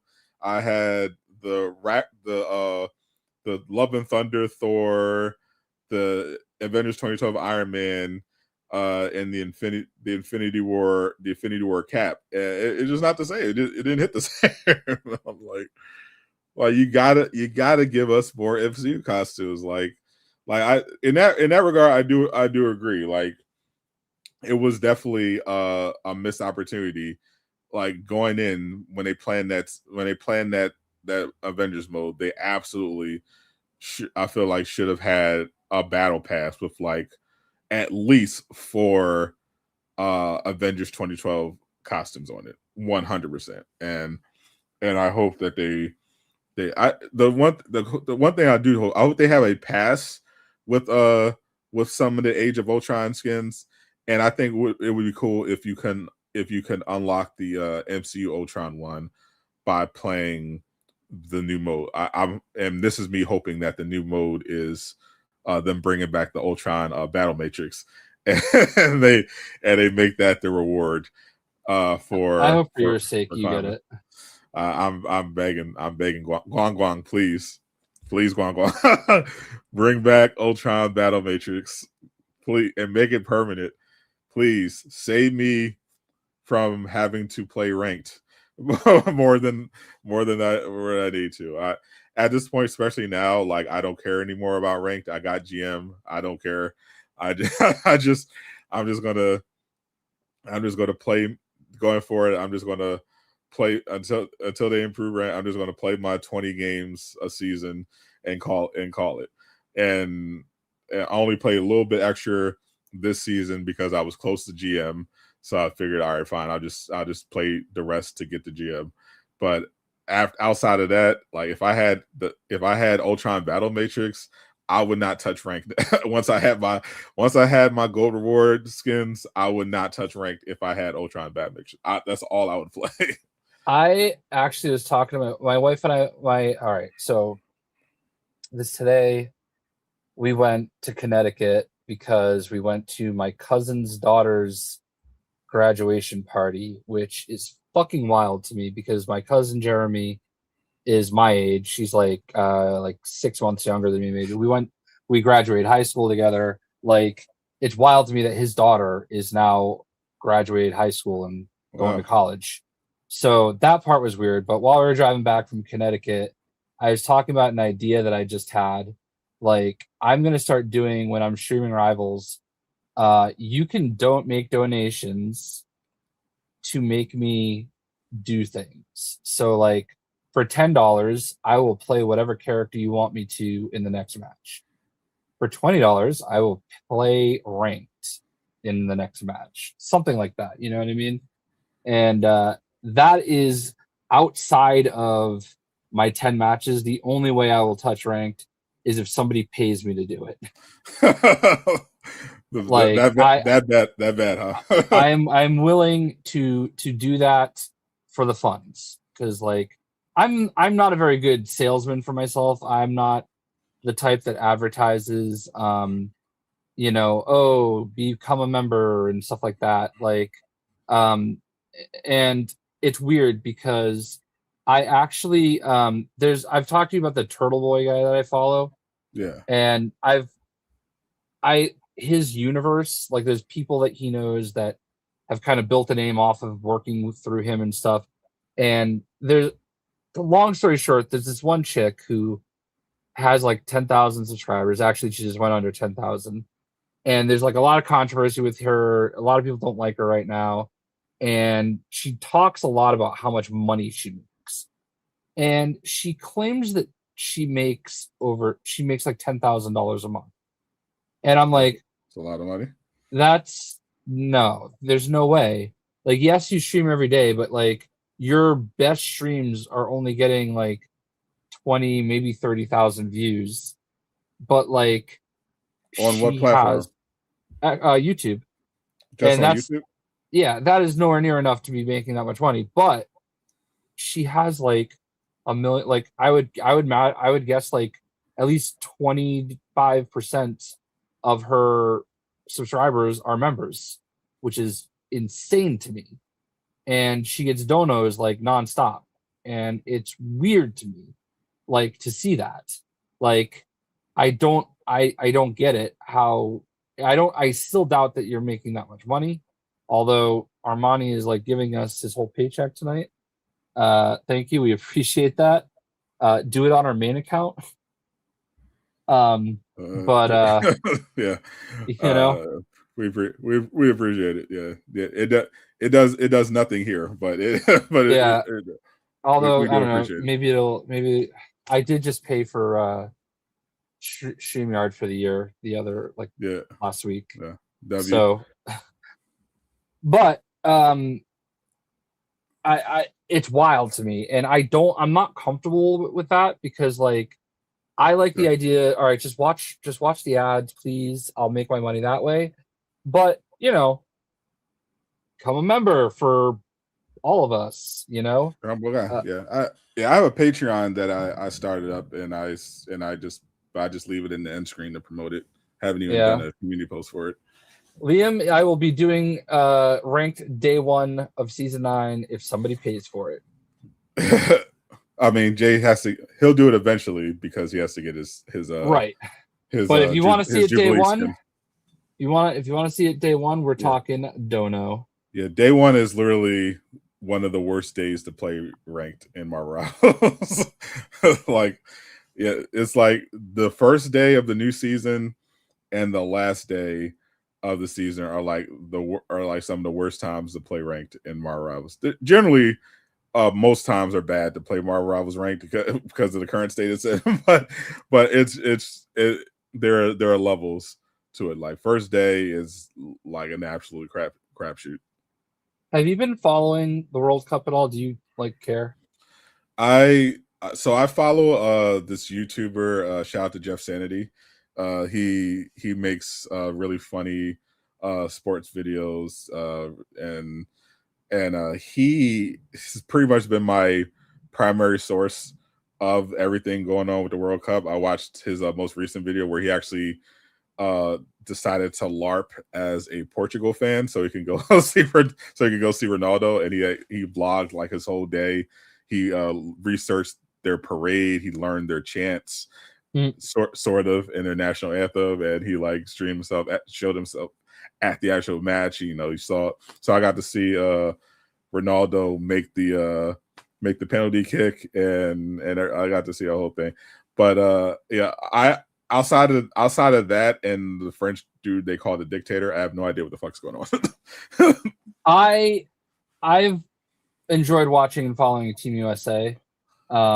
My heritage on my dad's side, his dad's family came over from Portugal. His mom's family came over from France via Canada. And on my mom's side, her dad's family came over from Ireland, and her mom's family came over from England. So I root for America first, obviously, you know, but with phrase that a little differently. I've always, yeah, I guess I get what you mean. I've always had other countries where, because America's never been that great at soccer, I've always had other countries that I could like, you know, watch and root for too. So like Portugal, is kind of like 1A, England 1B, and then you know, if France wins, I don't care as much about France. But like, I still like, if USA is not going to win, I want one of those three countries to win. Right. And anyway, I know Liam is probably in hell right now because I just saw England is playing Mexico right now in Mexico. I think I'm pretty sure they're in Mexico, and they just got a red card at the 52-minute mark. So there's still like another 35-40 minutes in the game, and then maybe extra time. But they just got a red card, so they have to play with 10 men versus 11 for the rest of the game.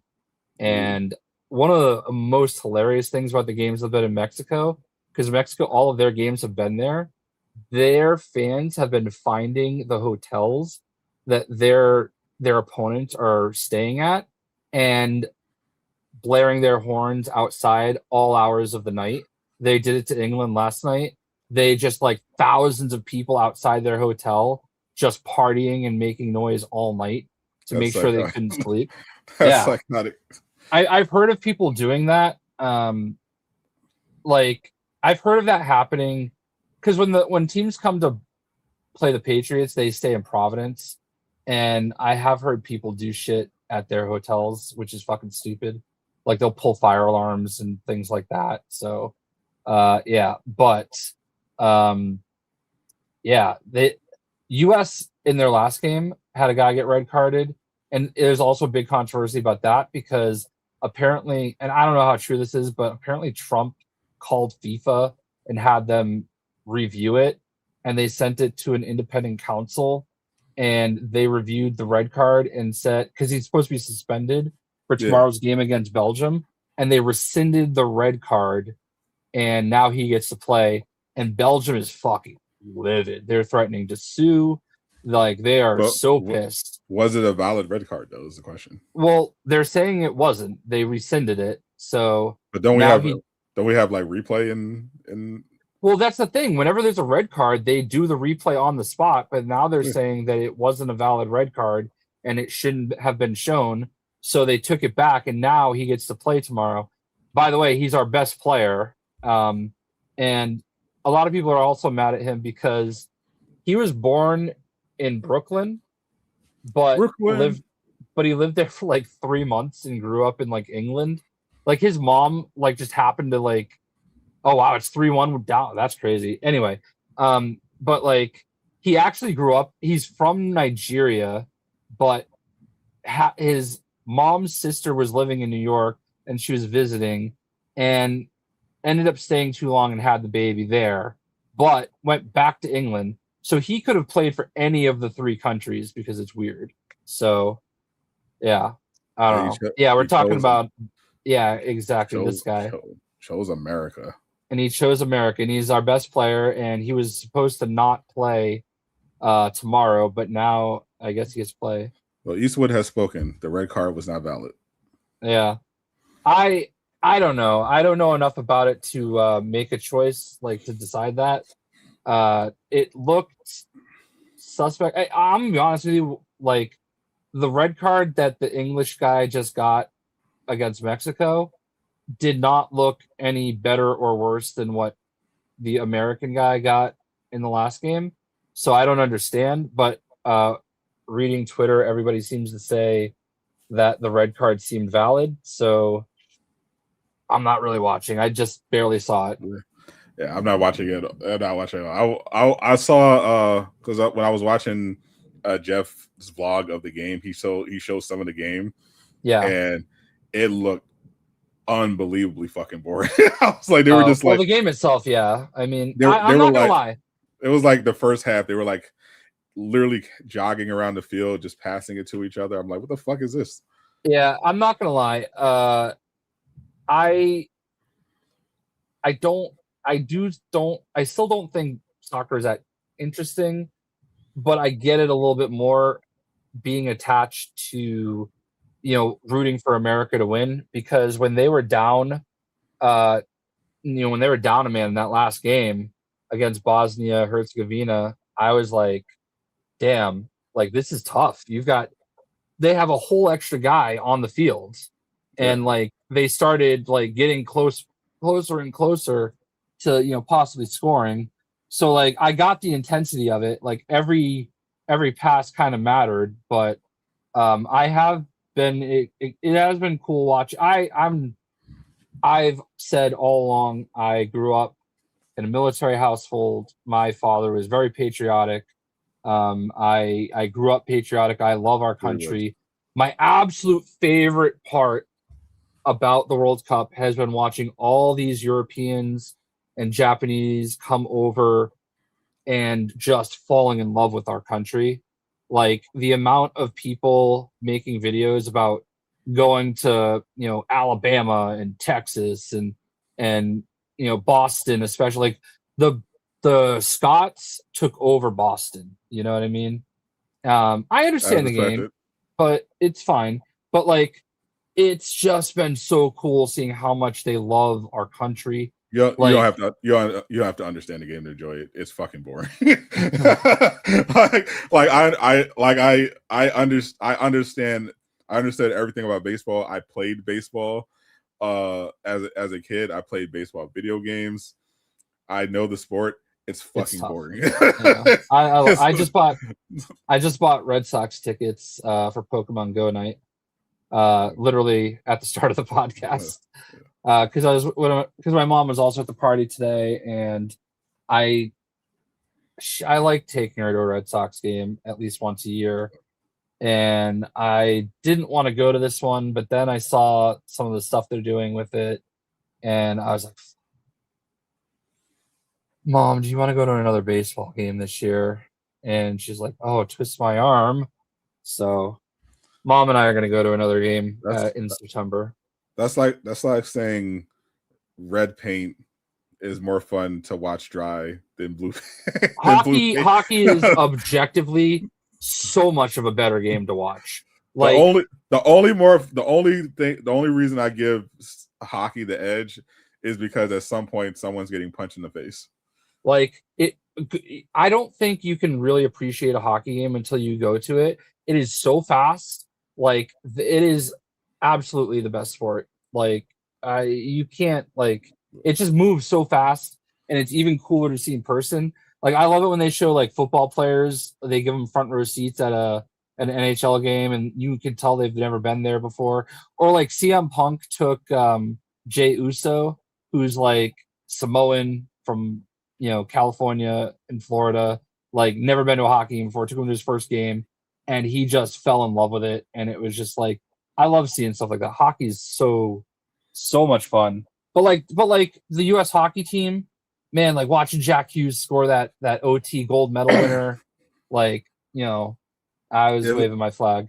if it's not in an anime, I'm not watching it. like volleyball, hockey, soccer, all ass unless it's an anime. It's all ass unless is a Travis level take by Eastwood. Might be his most Travis take ever. Yeah, this actually might be. Like I used to I played indoor hockey as a kid. I played hockey video games. I watched some hockey. I will say, objectively speaking, if I'm ranking what's more the boring sports, hockey is much more interesting to watch than baseball, soccer, and NASCAR. and golf. Oh god, golf fucking sucks. By far. I hate golf. Golf is for people that don't hate themselves enough already. Yeah, hockey is infinitely more fun to watch than all of those. It's not even close. Not even just separating the fighting. Like just watching how they move up and down and they're checking each other. Jay's right. It does move at a very fast pace, and there's like always something happening. Even if the score is not like a basketball game with 150 points or whatever. Like there is very intense, it's very fast, and it's very physical. So that part can be appealing to watch. Soccer is fucking like literally watching underwater basket weaving that's not even in the water. It's in a puddle, and they have a paint can and brush next to them, and they're trying to weave baskets while drying paint. while paint. Armani, brother, please save your money tonight, okay? please save your money on the after show. Hit us on our main streams. You don't need to donate on the after show. We appreciate it very much. Save your money on the after show. Do it on Sadot the Gamer and JayShockblast. Yeah, all of this money is going directly to YouTube. Yeah. We just it's this channel doesn't make enough money. YouTube's taking. We love you to death for it, but please, we will feature you heavily anytime on our main channels, and it'll help us much more there if you're going to do it. So we do appreciate you. I'll say actual factual take. Like yes. Hockey is way more fun to watch than all of those sports. It is not even particularly close, especially soccer. Yeah. They're all fun to watch in anime form, obviously, because anime makes everything better. But outside of anime, ass dog shit. All right. Well, we can go in circles on how boring those sports are. I'm at my gotta pee era. So I don't know how much more we have, how many more topics we have to cover. We covered it, and I've managed to dodge this thunderstorm that's happening right now without the power going out. So hell yeah. That would have been awkward because we've already seen what happens when Sadot disappears and I have to carry the show. Yeah, it gets wicked. So we'll catch you guys next week. Well, you'll be seeing us before next week. Possibly maybe we'll be live tomorrow on our individual channels making some content. Maybe sometime tomorrow. We'll see. Might want to make sure your notifications are set.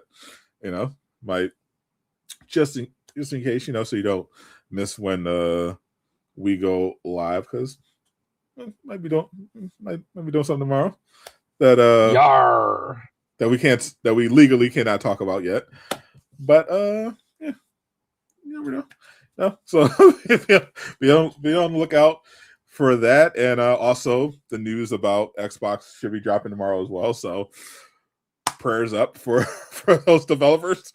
Hopefully, it's not as much of a bloodbath as many people are predicting it's going to be. Would love some great news in gaming to happen for once. And then, of course, Tuesday, expect a bunch of Marvel Rival videos. So I appreciate all of you so much for supporting the channel. I'm Sadot the Gamer. And I am not Casual Avenger. Zip it up and zip it out. Ruff, ruff. My naysayers. Yeah.